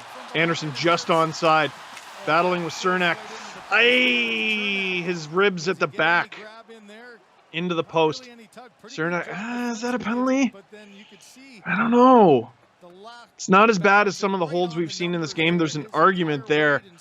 That right under the arm there for Anderson. Oh. And that net comes off, but it doesn't come off without a fight. Oh, that's painful for Anderson. Gets up on his own. I think you're going to have to drag him kicking and screaming from this game. But if something's broken, there's not much you can do. And he goes down the tunnel with 16:38 to go.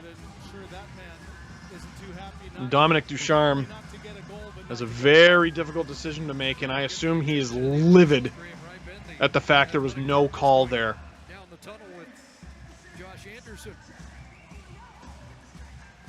You could call it a hold.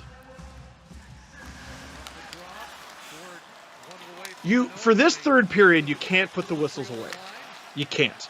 Not just because you shouldn't, because you're supposed to call the rules, but also the way this game has been officiated, there have actually been calls in this game. By Stanley Cup final standards, there have been an unbelievable amount of calls. That's a great little keep there. But the Lightning get it out. There's been an unbelievable amount of calls in this Game 5 of the Stanley Cup Final. So if you see a penalty in the 3rd period, I don't care if it's the 3rd period, you call it.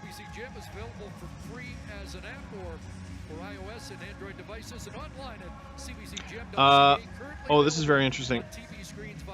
From Andrew, if Tarasenko actually requested a trade, who would be his best landing spot? Yes, so from Jeremy Rutherford, who covers the Blues. Oh, Anderson got the shot off there too. Vladimir Tarasenko has reportedly asked for a trade out of St. Louis. Very interesting. I mean, lots of teams could use some goal scoring, which he can do. Not very many teams looking at a $7.5 million price tag. And with all the injuries he's had, there's a question about whether or not Vladimir Tarasenko is still Vladimir Tarasenko.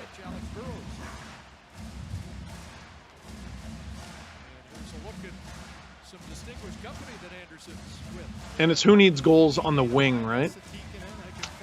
The Kings seem to be in on everyone, so I'm going to say the Kings.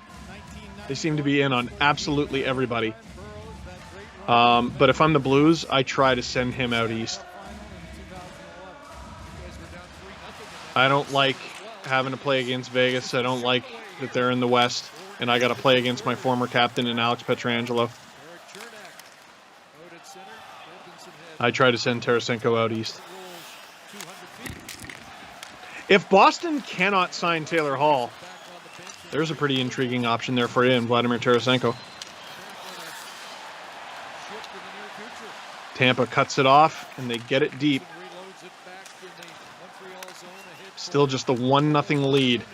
That is not a secure enough lead that you can just crawl into a shell. You got to apply some pressure. Here come the Habs. A lot. Plays the body. Gosh. Such an underrated physical presence for the Lightning. Kucherov always looks like he's just playing shinny. Just upright posture, slow. Josh Anderson returning to the Habs bench. Of course he is. No ice. Ooh, that play might have saved a goal. Big block. Where to go? Tampa gets out. Tampa heads in. Romanov. Great play there on Cirelli, but he gets lit up by Ross Colton. Takes it pretty well. I honestly can't believe this is this kid's 4th game in these playoffs. Plays beyond his years. Big. Can't imagine him being a healthy scratch for a single game next season. Here's Gallagher offside. More questions. You Zeta Sons. Steve, what is your shirt? It's a dude with a table tennis paddle for a face. I don't know. I like it.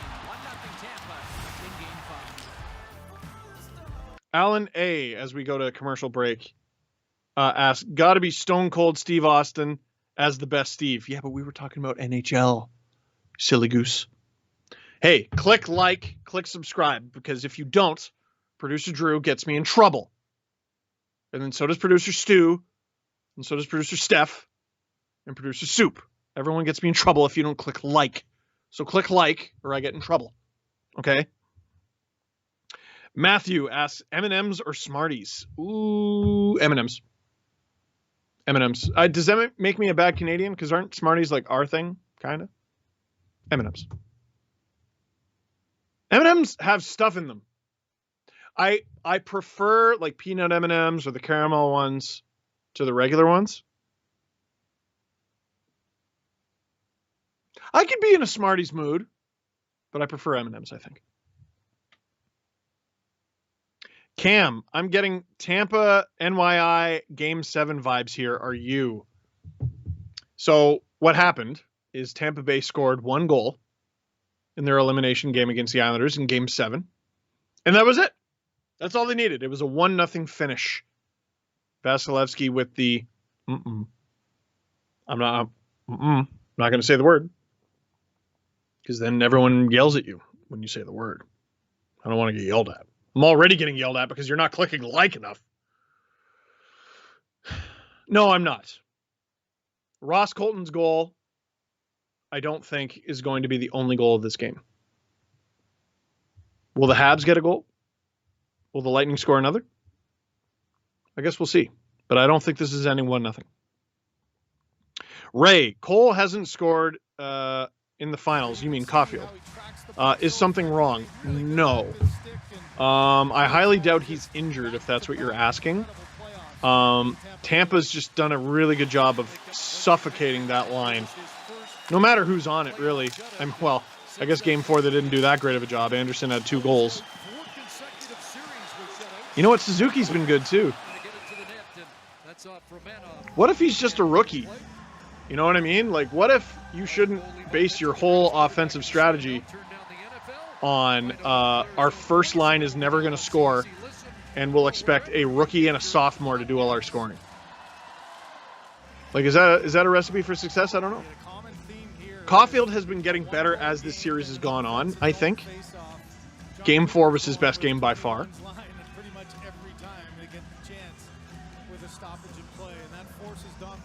He's just not being given point-blank chances. He's had a harder time getting open against the Lightning than he did certainly against Vegas. Boy, Montreal really did make Vegas look mediocre. Here's a chance! High and wide. And it's one shot and out. Here come the Lightning. Braden Point to Kucherov. Again, just going for a casual skate.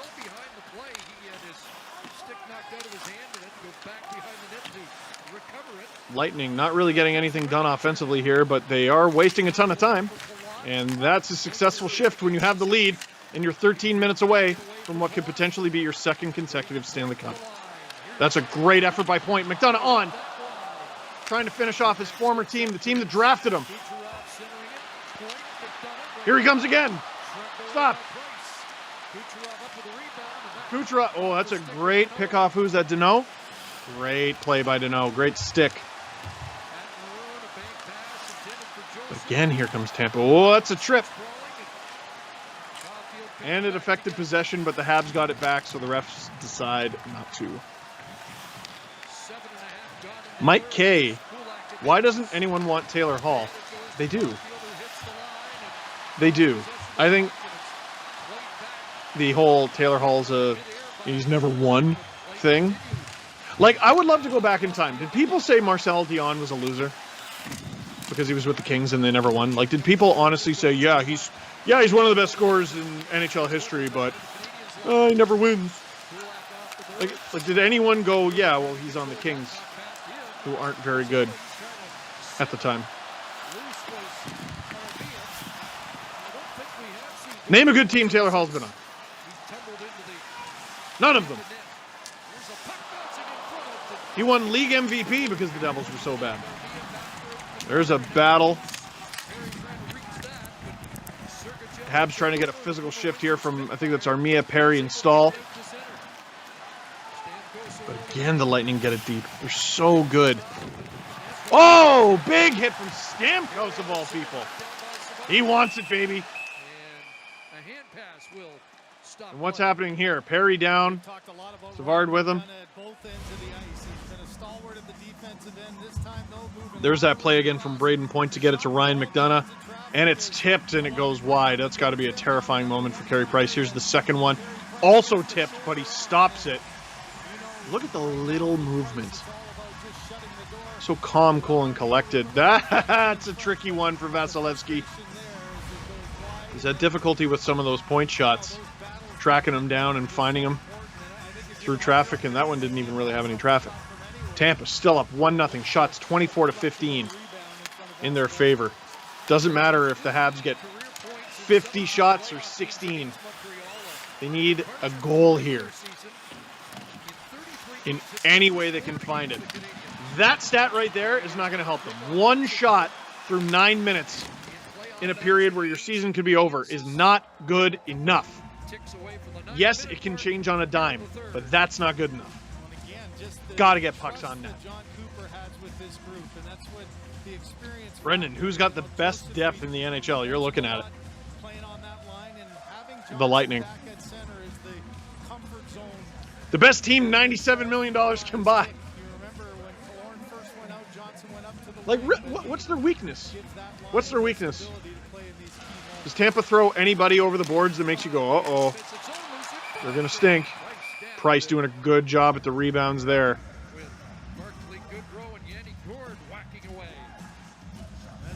42,000 people watching this stream. Let's go. Let's absolutely go, everybody. Click like, or I get fired. Click like, click subscribe. Tell all your friends. You got a friend that can't watch the game, send them this link. There's 11 minutes left. And in under 11 minutes, the Stanley Cup could be awarded. Or you could watch the Montreal Canadiens' spectacular story in these playoffs continue to write itself. But they only have one shot here in this third period as it nears the halfway mark. And that is not going to cut it. Ooh, top sports coverage. Coffee Crisp or Kit Kat? I know I'm in the minority here, but Coffee Crisp. Or is it Kit Kat? That's another mood. Oh, Kit Kat. Now I'm thinking about Kit Kat. And here's the thing. I know that was a good chance there. Oh, vicious. Kit Kat chunky. There aren't different versions of Coffee Crisp. Depends on my mood. If I need a boost. Perhaps Coffee Crisp. I'm changing my answer to Kit Kat. All right, now, as we get deeper into the third here, I'm going to answer fewer and fewer of your questions because I need to focus on this game. Talking about chocolate bars through this whole brouhaha seems ridiculous.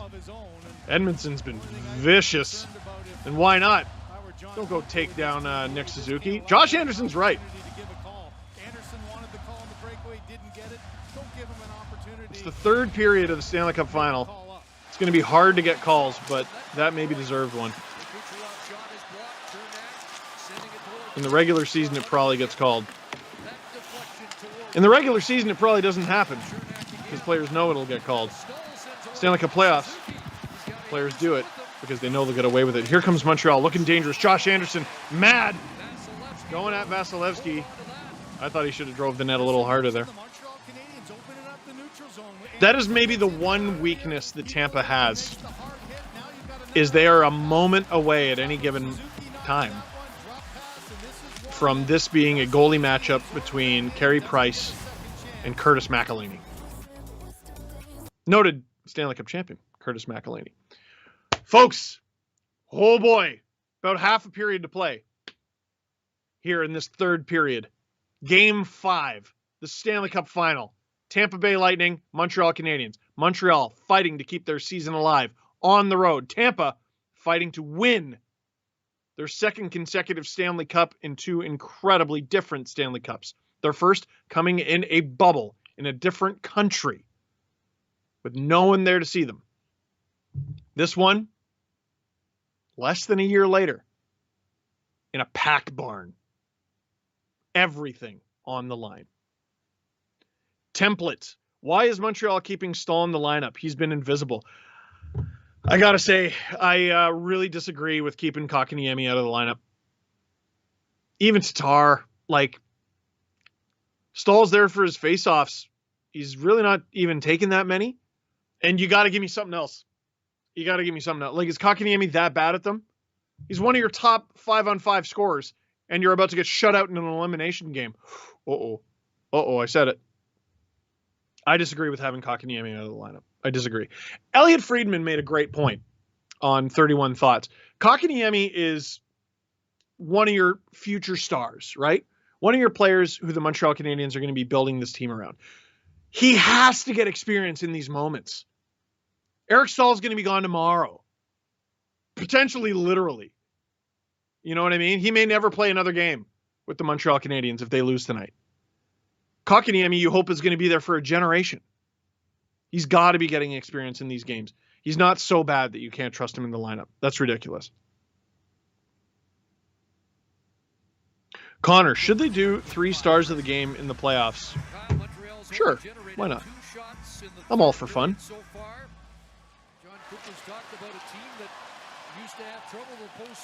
Montreal up to 2 shots now in the third. They got to get more than that. I mean, they could tie it up with their next one, but you're going to have a much easier time tying it the more shots you get.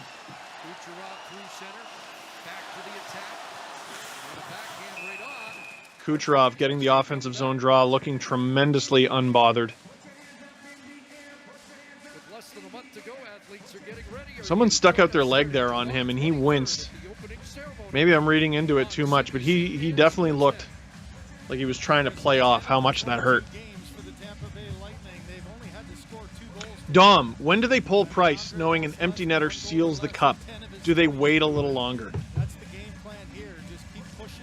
No, you can't make your decision based on the cup. Because if you're Montreal, you can't win the cup tonight. All you can do is win the game. When would you usually pull your goalie? That's when you pull the goalie. You don't make special rules when the going gets tough. For me, if you get possession in the offensive zone, which is easier said than done against the Tampa Bay Lightning, if you get possession in the offensive zone, just over 2 minutes left is perfect to me. That goes wide on Vasilevsky. Tampa Bay gets it around. Will they get it out?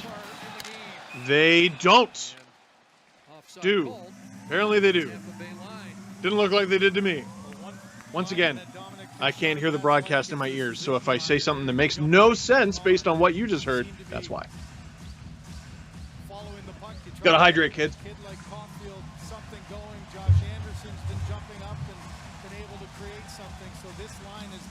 Lost Nuke. This is a great question. Cam Ward or Tim Thomas?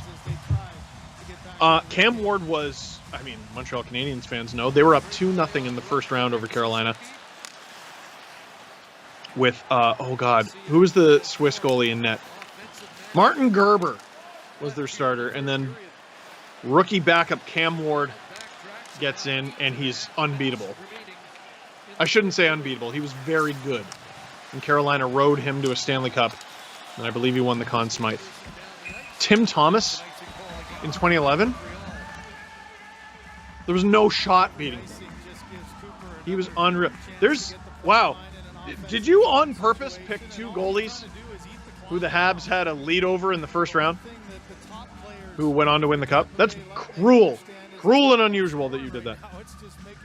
Michael, has Vazzy locked up the Conn Smythe if he gets the thing here in another elimination game? To me, yes. Kucherov, unbelievable amount of points. Braden Point, same thing, but unbelievable amount of goals. But the performance Vasilevsky has put on and the games he has put those performances on in, to me, give him the Conn Smythe. That is if Tampa wins. Just over 8 minutes to go. Montreal, a little bit of pressure here from the line that's going to give you the most. Habs hold the line. They put it on. Tipped. Oh, Vasilevsky holds the post. Montreal still has it. Petrie's been out there a while. Holds the line. Tampa gets it out. But they dump it deep, knowing that they just dodged the bullet. 7:40 to go in the third period. Tampa holds the fort. They win. They don't. We go back to Montreal for Game 6 potentially, or at very least overtime. Bomb! Blocked. Who was that? They're down. They're down and hurt. But the play continues. It's Barclay Goodrow. Got him right in the foot, it looks like. Montreal coming in. Oh, baby. A lot of patience, maybe a little bit too much in front of the Lightning net. 7 minutes to go in the third. Shots 28-18, but that is little consolation to the Tampa Bay Lightning. Nothing that has happened so far matters. All that matters is how the next 6 minutes and 45 seconds are played. Tampa coming in. Bit of an odd man rush here. Shot. Doesn't get through. Ross Colton was the man who was blocked. He has this game's only goal. And if there are no other goals in the next 6.5 minutes, his goal will have won the Stanley Cup. Saw this stat earlier today, can't remember where, but if Braden Point somehow gets the Stanley Cup winning goal tonight, he'll be the first player to get Stanley Cup winning goals in back-to-back seasons since Mike Bossy in the 80s. I believe 82 and 83. Here come the Habs again. The game plan appears to be make Vasilevsky play the puck. Hoping for a repeat of Fleury. Anderson showing a lot of frustration. Got to save that energy for the whistles there, bud. That was a Shea Weber shot that Gaudreau blocked. 101.6 miles an hour. Oof, Maroon. Not fun. That's a great block there by the Montreal Canadiens. Well, the Canadiens have been pushing here in the last few minutes for the face-off control by the Lightning. Barclay Goodrow back out there for the Tampa Bay Lightning. Less than 6 minutes to go. Who's not out of their seat right now? Who's not watching this right now? Send this link to your friends. Send this link to your friends. Even if you think they're watching, make sure they're watching. Send them this link. And I have a theory as to what's in that box. What's in the box? The Stanley Cup. That's the answer, Brad. The Stanley Cup. Mr. Pitt is in that box. And if this score stays the same, the Tampa Bay Lightning will take a few laps of Amalie Arena with it. This is Watch the Stanley Cup Final with Steve Dangle. I am Steve Dangle. Click like, click subscribe, and like I said, tell all your friends. We got a commercial break. Send this link to everybody you know. Your aunt, your uncle, you probably owe them a call anyway. Send it to them. Your cousin, your buddy who you've been ignoring because the game's on. Let them know you love them by sending them this link. 47,000 viewers. You know why you need to send this to everybody? We need to beat Game 7 Leafs Habs. You can't have the Leafs attached to that. Montreal, you got to beat them.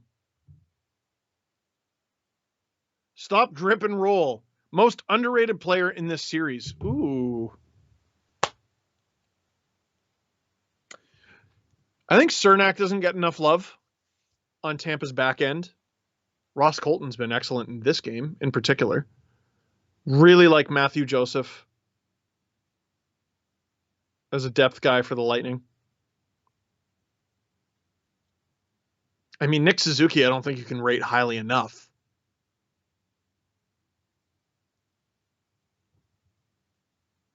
Most underrated might be Price. He's been getting crapped on. He's a huge reason why they won Game 4. He's allowed 1 goal here in Game 5. The problem, methinks, is not Carey Price. Unless you want him to jump up on the wing and try to score a goal here, you're going to need someone else to step up. 5:53 to go. Shot still 28-18. No shot since my last update. That's not good news for Montreal. Holy smokes, Vasilevsky. Puck hops over the stick there. Tampa, once again, just get it deep. Every chip in like that. How many seconds is that off the clock? 3, 4? It all adds up. Sergachev against his former team. There are 2 members of this Lightning defense that were drafted by Montreal. Ryan McDonough and Mikhail Sergachev. Lightning getting crossed up a little bit there, but Montreal again loses the zone. And this is going to be an enormous problem here. An enormous problem. Because if Montreal doesn't score in the next couple minutes or so, they're going to have to pull Carey Price. And in order to do that, they're going to have to get sustained zone time in the offensive zone, which they don't get there. And that's a high stick from Petrie. I guess he batted it into the skates of whoever that Lightning player was. Suzuki plays it back. That's a good play. Oh, boy. Caulfield with a nice little play. Doesn't result in anything. But the Habs trying to find any crack in the armor they can. Tampa gets it deep again. Colby, how much will you show after the game if the Bolts win? We've talked about this, and I think after the final horn, we're going to stay at least 20 minutes. We're going to see who won the Conn Smythe. It'd be ridiculous to go off air before that. And I would think the first few guys to hoist the cup. There's a stop from Vasilevsky. Fourth line out there for Tampa. Young guy like Matthew Joseph, barely getting the lineup. You got to think he's feeling the weight of the moment. He knows exactly what's on the line here. Tampa gets it deep, but Montreal rushing back in. You're going to get the... Oh, boy! Brendan Gallagher taken down. Oh, he's holding his midsection. Did he get a shot there? Gallagher upset and looking hurt. Toffoli can't get the shot off. Tampa clears it. You got to think Price is on alert. But he's got to face the shot first. Comes out wide. That was very aggressive. Puck at the side of the net. Tampa just trying to kill as much time as they can. They get the puck in front. A chance. Puck still deep. Palat still a warrior. Braden Point cuts it off. Now less than 3 minutes to go. Every play is the biggest play of your career. Buddy in the front row gets it.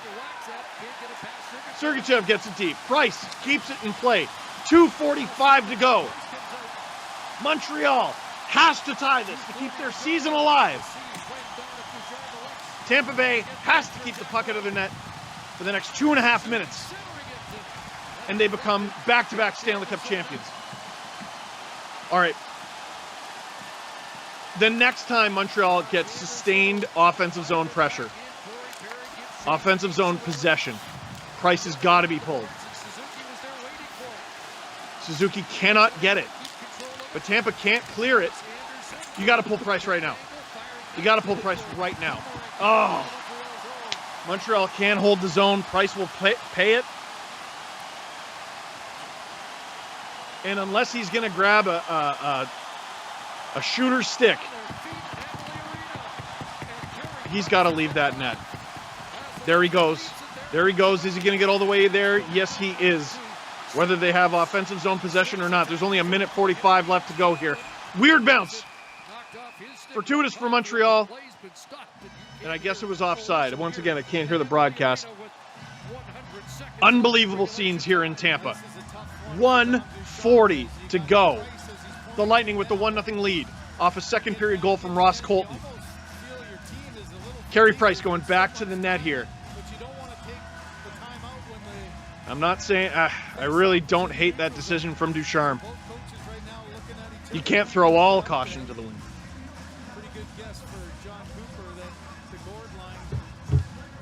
1:40 to go. That building is bumping. Hydrate, kids. Hydrate. Wear blue. You didn't get the memo. Anyway, unless you're cheering for the Habs. But that was like salmon color. Who are you cheering for if you wear salmon? Yanni Gourde. Philip Deneau. Biggest face-off of the game. Scrambled. Deneau gets it back. Petrie gets it not deep. It's in the slot. He puts it on. Stop by McDonough. McDonough gets it deep. Does he get it in? No. This will be icing. With 1:24 to go. And if I'm Dominic Ducharme. Here's Gallagher as he's pulling that one. Oh, his feet went right apart. Oh, Gallagher got kneed in the ribs there when he fell. Yeah, that looked like it hurt. If I'm Dominic Ducharme, I'm on the refs about the clock every single time. Put a second on. Put a second on. Called it early. Put a second on. Perry. Toffoli. Unbelievable that Corey Perry, who passed through waivers this season, who's on a league minimum contract, is on the ice in this situation. Almost like someone should have scooped him up a little bit sooner after he had an amazing Stanley Cup final for Dallas. Almost. Almost. 51,000 people here in this chat to watch the final, potentially final, 1:24 of this series. Montreal needs a goal. They need their first goal of the game to keep this series alive, to send this game to overtime. Tampa Bay potentially 84 seconds away from their second consecutive Stanley Cup. Ryan McDonough. Oh, bobbled puck. But they do eventually get it out. Blake Coleman going for it, going for the dagger. Can't get it. Montreal gets the puck back. 1:12 to go. Jeff Petrie getting it deep. Does he get the red line? Ref says yes. It stays deep. Tyler Toffoli with the shot. Rebound. It's wide. It's in the corner. Corey Perry has it. Less than a minute to go. Havoc. Petrie still with it. Habs still with it. Gotta hold on to that puck. Suzuki gets it back to Petrie. Back to Suzuki. Suzuki down low. Deneau. Making a move. Habs put it on. Where is it? It's at the side of the net. It's behind the net. In front to Toffoli. Toffoli doesn't see a lane. Petrie puts it on. Blocked. And it's out of the zone. 30 seconds to go. Can Montreal tie it, or will Tampa Bay win the Stanley Cup? Suzuki gets it deep. Ryan McDonough, drafted by the Montreal Canadiens, doesn't see an option, leaves it in the corner. It's lawless. It's prison rules out there right now. Less than 15 seconds to go. Montreal trying to get it in front, and they just might. They do, but that Tampa Bay Lightning clear it. And it's not going to be enough for icing. Petrie's got to turn this around in lightning speed, and he's not going to be able to get it done unless he scores here from his own zone, and he can't. The Tampa Bay Lightning are your 2021 Stanley Cup champions. Back to back. Less than a year ago, in the bubble, they win it in front of nobody, in front of a stadium of ghosts, during a worldwide pandemic. And they say, you know what? That wasn't good enough. Let's do it again. They lose game 4, but the reward is they get a chance to win it in game 5, at home, in Tampa, in front of a packed barn. And they get their wish. Montreal. Cinderella run. Unbelievable. Shea Weber. I've never seen that face on Shea Weber.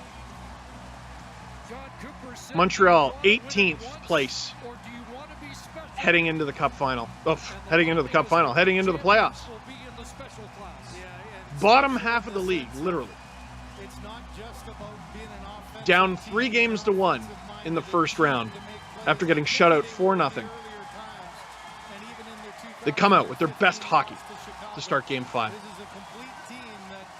And they bottle it a little, but they win in overtime. Game 6, same thing.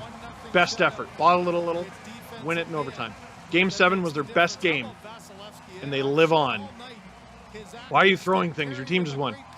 They live on to take on the Winnipeg Jets, who they demolish. They sweep 4 games. Easy. They take on Vegas. Vegas in game 1. Again, dominant. This thing's over. This cup run's done.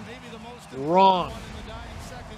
Montreal squeaking out wins over Vegas to start. But then after a while, they weren't squeaking out nothing. They were clearly far and away the better team. They deserved it more, and they earned their right to be in the Stanley Cup final.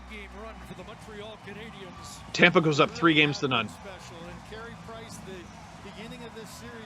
20 out of 27 teams in Stanley Cup history down 3-0 in the Stanley Cup final. Get swept. And the Habs said, that's nice. We're going to be one of the 8.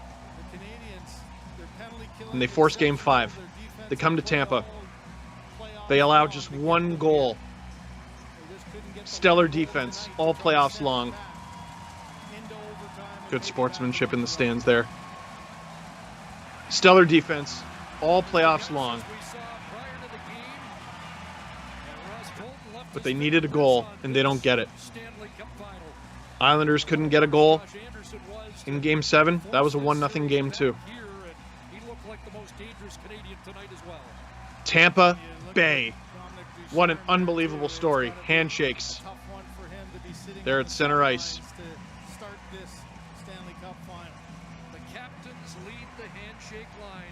Unbelievable amount of crap, frankly, on the ice. I've never seen Shea Weber that devastated, and why not? Sometimes it takes a lifetime to get to the Stanley Cup final. It's been extremely difficult for Shea Weber. Got to remember, he was involved in a 1-for-1 trade for PK Subban in Subban's first year as a Pred. they go to the Cup final. Had to be nervous viewing for Shea Weber. All sorts of conflicted emotions. Wondering, am I ever going to get there myself? And he finally does. And the Habs give it their all. Unbelievable run. Spectacular run. But the Tampa Bay Lightning, for the second consecutive year, are the undisputed best team in hockey. Who will debate it? Who? They just won back-to-back cups. Shocking that they won a cup in front of an empty building in October. And they win another one in less than a year in their own packed arena the following July. Victor Hedman won the Conn Smythe last year, had another great playoff. It makes me think a lot about the past year and a half, everything that everyone's been through. And think of what these players had to go through. Weird season, weird restrictions. Montreal Canadiens didn't get to travel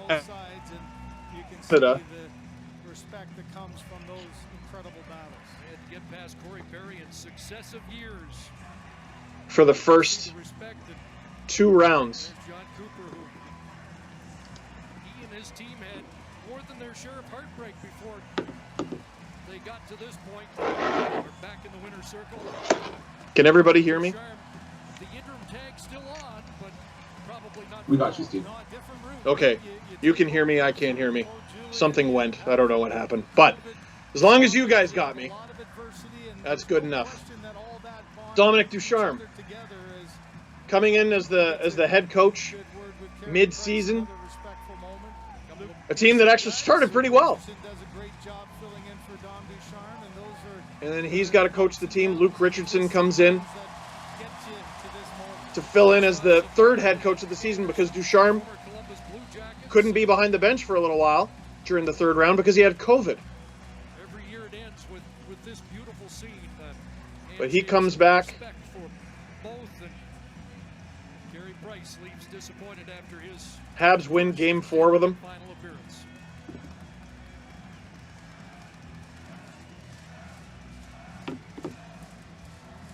But Game 5 is where it ends.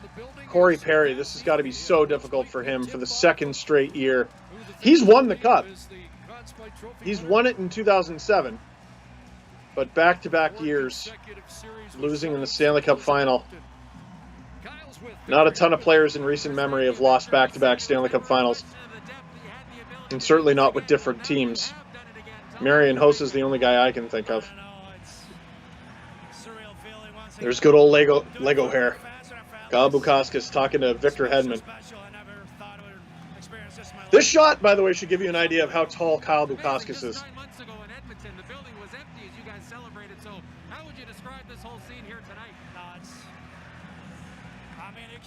Because Victor Hedman is like 6'6", 6'7", on skates. You guys weren't afraid to talk about legacy with this group. Back-to-back Stanley Cup championships. How should this team be remembered? Just for that, you know, we've been up and down, and obviously the last 2 years. Can't help but be happy for a guy behind the scenes for Tampa by the name of Trevor Van Notzenberg. Think about your family, your brothers, of course. I believe he's their media guy. Might see him if he comes on screen. I'll point him out. You know, it's my first Stanley Cup as a dad, so a little baby at home. But he was the Marlies, the Toronto Marlies media guy. And he's the first person to ever offer me a press pass. He just cold emailed me. I thought it was someone pulling a prank. I really did. I thought someone was pulling a prank on me. Because this was like 2008 or 2009. I'd barely ever been doing videos. And he offered me a press pass, and I covered the AHL. He worked his way up. He's been with the Lightning for quite a while now. And I believe he's got 2 Stanley Cup rings now. cup will be shared this offseason. You know, their first cup was such a different one because it was an empty building, but I think after this, they will all appreciate doing it the second time and being able to share it with all their family and friends. Well, time to find out who the Conn Smythe Trophy winner is. Here's Paul Porter. Nikita Kucherov, what a season for him. Surgery after the Stanley Cup final. Doesn't play a single game in the regular season. He's a playoffs leading scorer. Here, can I join in? Boo! Boo! I'll still take your questions, so we don't have to listen to anything else. Casey, where would you want to be positioned in the Stanley Cup winning photo? In it. Anywhere. Anywhere is a good spot to be. Oh, shout out to the dude wearing a Bucks jersey. Thinking he's supporting Tampa, not realizing he's wearing the wrong color. Andrei Vasilevsky is your 2021 Conn Smythe winner. To me, the best choice. All these shutouts in elimination games. You know what? I already poured it. Andrei Slangeva. Commissioner referencing Ken Dryden, the last to win back-to-back cups, playing every minute in goal. Back in. This whiskey is not in celebration of the Tampa Bay Lightning winning the Stanley Cup, and it's not in mourning of the Montreal Canadiens' loss. It's of getting through this damn season, if I'm honest. It was something. It was something. Chase, who does Stamkos hand the cup to first? Maroon? Yeah, I've been getting a few questions from the chat. A lot of you seem to think it's going to be Patrick Maroon. Excuse me. Vasilevsky seems to make the most sense to me. Almost this entire team was there last year, right? 22 stops on the night, but there's a more important trophy. A cool option could be Ross Colton, because he got the only goal. No matter what he does with the rest of his NHL career, he's won a Stanley Cup, he scored a Stanley Cup winning goal. And there it is, the Stanley Cup. I want to know the other guy's name. The blonde guy's Phil Pritchard. I feel like we all know Phil Pritchard, but I don't know the other guy's name, and he's always there too. What a great job. Your job for your entire life is you're the caretaker of the Stanley Cup, the greatest trophy in sports. Like, I'm not trying to be a please like my sport guy. Most of those arguments make me cringe. It takes an incredible team effort. But it's the best trophy. Back to back. Let's do this the way we Tampa back to back for the first time since the Pittsburgh Penguins won it in 2016 and in 2017. I've been talking about all these amazing stories. How about Steven Stamkos getting an opportunity to win the cup in a playoffs where he played the entire time instead of 5 shifts like he did last year. Scoring a goal, by the way, but only getting in 5 shifts. You lose enough times. You lose in 2015 in the Cup final. You choke in 2019 when you're the favorite. You start to think, maybe I'll never win it. And now look at him. 2. Patrick Maroon holding up 3. Did you see that? You cheeky. That's hilarious. Big rig. Forgot to mention that. Patrick Maroon. 2019 with the Blues. 2020 with the Lightning. 2021 with the Lightning. Here's the 3-time Stanley Cup champion, Patrick Maroon. How about that? There it is. There it is. For all the players, and they did an incredible job as an incredible team. I speak for all of them when they. There's no I in team. There's also no I in 3, but he's going to hold up those fingers anyway. Luke Shen. Back-to-back trophy. Thank you. His jersey represents the amount of Stanley Cups he's won. Oh, this guy's a bust. 5th overall pick. He should have never gone 5th overall. The game is going away from the type of player that Luke Schenn is. Spends times in the minors. Guess what? Back-to-back cups. And far away from that empty building, Steven Stamkos now hoists the cup in front of a packed barn, Amalie Arena in Tampa, Florida, as those deserving fans go nuts. They get to live the opportunity they were denied mere months ago in October 2020. What a moment. What a story. Montreal Canadiens fans, I can't relate to your pain. The answer, by the way, is Stamkos passes it to Victor Hedman. I can't relate to your pain. My team has never been in a position to lose when the stakes are this high. But there's no shame. There's no shame in the season that Montreal had, the performance they had through these playoffs, the guts they showed tonight. And I'm sure you can appreciate what an amazing story this is. Hedman hands it off to first-timer David Savard, who was his enemy. Savard was with those Blue Jackets, who the Lightning went to war with in 2019 and in 2020. The trade happens. His elbow pads tell a story. Those are torn up, bud. You play in the show. Get some new elbow pads. He joins the Lightning and wins. Alex Killorn, one of the leaders on the Lightning, didn't get to play in the final few games.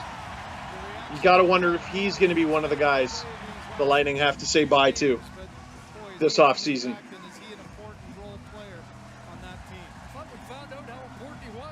Is this his last moment as a member of the as a member of the Tampa Bay Lightning, with a letter on his chest and a cup above his head?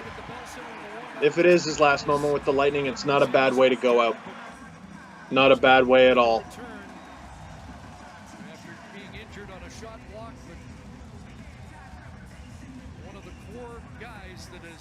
Who's getting it next? Ryan McDonagh, drafted by the Montreal Canadiens. And he gets the opportunity to sink his former team.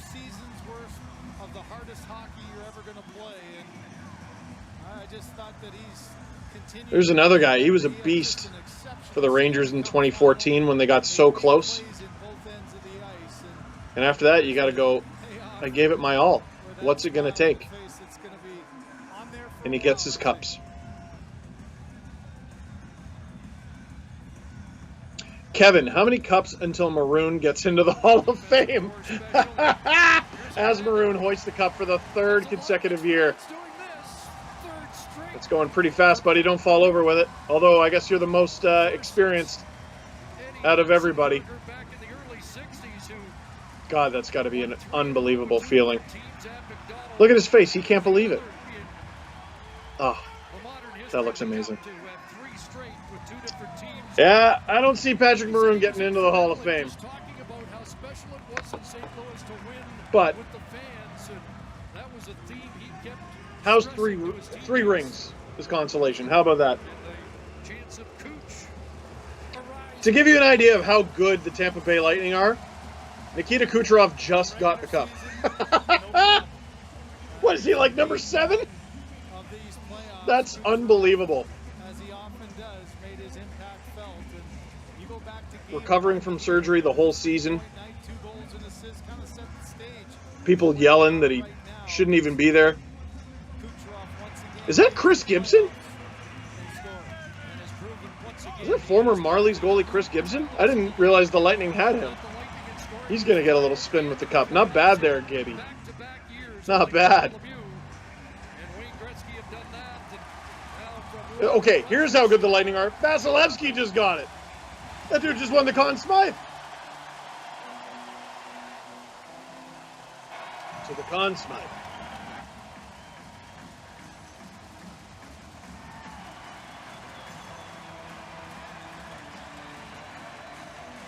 Waiting on producer Drew for a few more questions. And a guy who somehow just had Montreal's number. Again, Oof. Not a question, but a comment from producer Drew. The Tampa Bay Lightning, Tampa, has 2 cups and a Super Bowl in the last 10 months. Unbelievable. There's Luke Schenn. Hard to believe how fast time flies. 2008, that guy was drafted 5th overall. Yada, yada, yada. He's got back-to-back cups. Andre Palat. He's been through this team, or with this team, through thick and thin.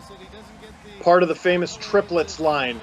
I believe it was him, Tyler Johnson, and Nikita Kucherov that took the NHL by storm as they went to the Stanley Cup final in 2015, but eventually ran out of gas. Part of the 2019 team that collapsed against Columbus. Last year's team and this team, and he passes it to his triplets, former triplets line mate, Tyler Johnson. 2015, he was a force of nature in those playoffs until a wrist injury made it impossible for him to score. And he was a factor in this series, though, all right. More than a factor, he was a champion. Who's getting it next? Barclay Goodrow. Hard to imagine there was a time where everyone was saying, oh, Blake Coleman for a first, that's ridiculous. Barclay Goodrow for a first, that's ridiculous. 2 cups. 2 cups for both of them. Tampa Bay, honestly, this offseason, could lose both. But they'll be together forever, engraved on the Stanley Cup. How about undrafted Yanni Gourde, who said a couple swears just now? Not a bad player in the bunch. It's amazing. This group has been through so much together. To do this in front of our fans. Zach with an unbelievable question. When does Point get the cup? What the heck? Bro, that's how good the Lightning are. Braden Point hasn't touched the cup yet. That's wild. We're in like double digits. Luke Schenn got it before him. Blake Coleman got it before him. He might be doing an interview. I mean, who cares what the order is? Buddy, if I'm on that team, I don't care what the order is. I know I'm getting my turn.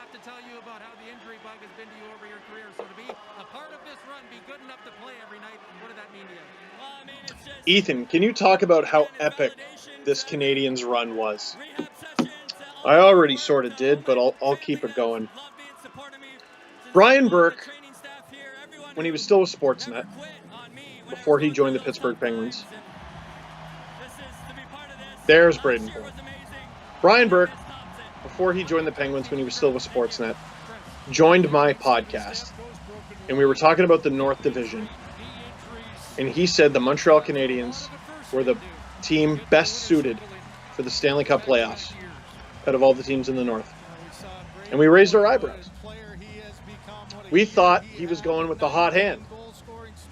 Because if you look at last year's playoffs, it was basically between the Canucks, who went 7 with Vegas in the second round, or the Habs, who finished 24th in the regular season, but knocked off the Pittsburgh Penguins in the qualifying round and gave Philly hell, let's be honest, in the first round.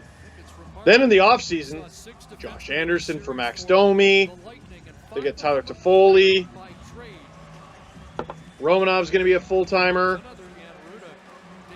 There's a possibility of this Caulfield kid as well. We raised our eyebrows. And they start hot. Oh, maybe he's right. And then they fell all the way off. So far off, they almost even missed the playoffs. They had fewer wins than the Calgary Flames. Best suited team for the Stanley Cup playoffs in the North Division? What are you talking about? Game 1 against the Leafs, wild circumstances, whatever you want to call it, but they come away with the win. And then the Leafs win the next 3 games, 2 of them rather convincingly. That's interesting that 3 in a row. 2 of those 3 Leafs wins were by 4 goals. Kind of being like a family within the family. And Game 2 was 5-1. Chernak, Ruda, Game 3 was a tight 2-1, if I remember correct. And Game 4 was 4-0. Do the Montreal Canadiens quit? As if. Joel Armia, heroic performance in the early parts of Game 5. Leafs come back and tie it. Overtime. Giveaway from Galchenyuk. Caulfield and Suzuki get a 2-on-0, and they force Game 6. Game 6, all Habs. All Habs. And they had to wait for the 3rd period, but they eventually... The dude who just scored the Stanley Cup winning goal finally got the cup. Holy mackerel. Anyway. The Habs had to wait around, and they finally cracked the Leafs. And the Leafs come back again. Habs win it in overtime, despite getting outshot. I think it was 13-2 in that overtime period. Carey Price, spectacular. Truly spectacular. Game 7, the most perfect work of art of the series. They go to the 2nd round against Winnipeg. Beat them rather handily. Is Matthew Joseph. That's got to feel great, being such a good sport in the bubble last year. They win Game 1 over Winnipeg convincingly, but it's overshadowed by Mark Scheifele's hit on Jake Evans, who fought his way through his injuries to come back and play in this Cup final. There's Curtis McElhinney. The Habs make quick work of the Jets. The quickest work you can make of a team. They won in 4. But now they got to go to the States, everyone said. They got to play the real teams now, everyone said. Vegas. I mean, it was a closer game than the score suggested. But Vegas won nonetheless. John Cooper said he didn't get a chance to play last year. Wasn't guaranteed he was going to get an opportunity, but here... And then the funniest thing happened. Montreal won on a little bit of a mistake, a little whoopsie from Marc-Andre Fleury. Whoops. Whoops. You don't want to do that. And then for the rest of the series, Montreal was in control. This wasn't a one-off. This wasn't a whoopsie. They belonged. They were the better team. They deserved it more than the Vegas Golden Knights. Then Tampa comes around. Well, you saw what happened. Tampa wins the first 3 games.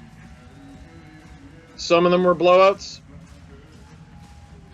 Some of them were a little tighter. But Tampa found a way. Even in Game 2, when Montreal, I thought, was the better team on the road. Including Chris Gibson, the number 3 goaltender. And we'll go back to ice level for a guy who's been around the cup as much as Phil. Game 4 on home ice, they gave their fans one last send-off. In Game 5 tonight in Tampa, the story unfortunately comes to an end. But all these players will take these experiences with them for the rest of their careers. Certainly, I think it's hard to win and just blessed to be a part of good teams. Last question from Shaq. Honored to be joined by you, Shaq. Tampa has to cheat the Cap to win the last 2 cups. They get no credit from me. Shaq, I know you have a lot of people who will agree with you. That's just salty, man. It's just salty. If they broke the rules, rules would have been broken.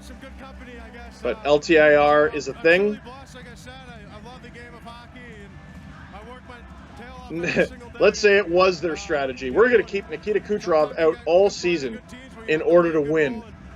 We're going to keep a former league MVP out of the lineup on purpose to win. I got to say, it's a bold strategy, Cotton. We'll see if it pays off. It takes a lot more to win, too. We just did that, and I'm really proud of the guys. every team that wins is obviously a special one. How many teams in the NHL can keep their best player out on purpose? That dude battled hard through the 2019-20 season and through the 2020 Stanley Cup playoffs in the bubble, and he needed surgery. And it wasn't even just Kucherov, it was a lot of things. They acquired Marian Gaborik so that they could spend a little bit more in their LTIR pool. The Leafs did that with Riley Nash.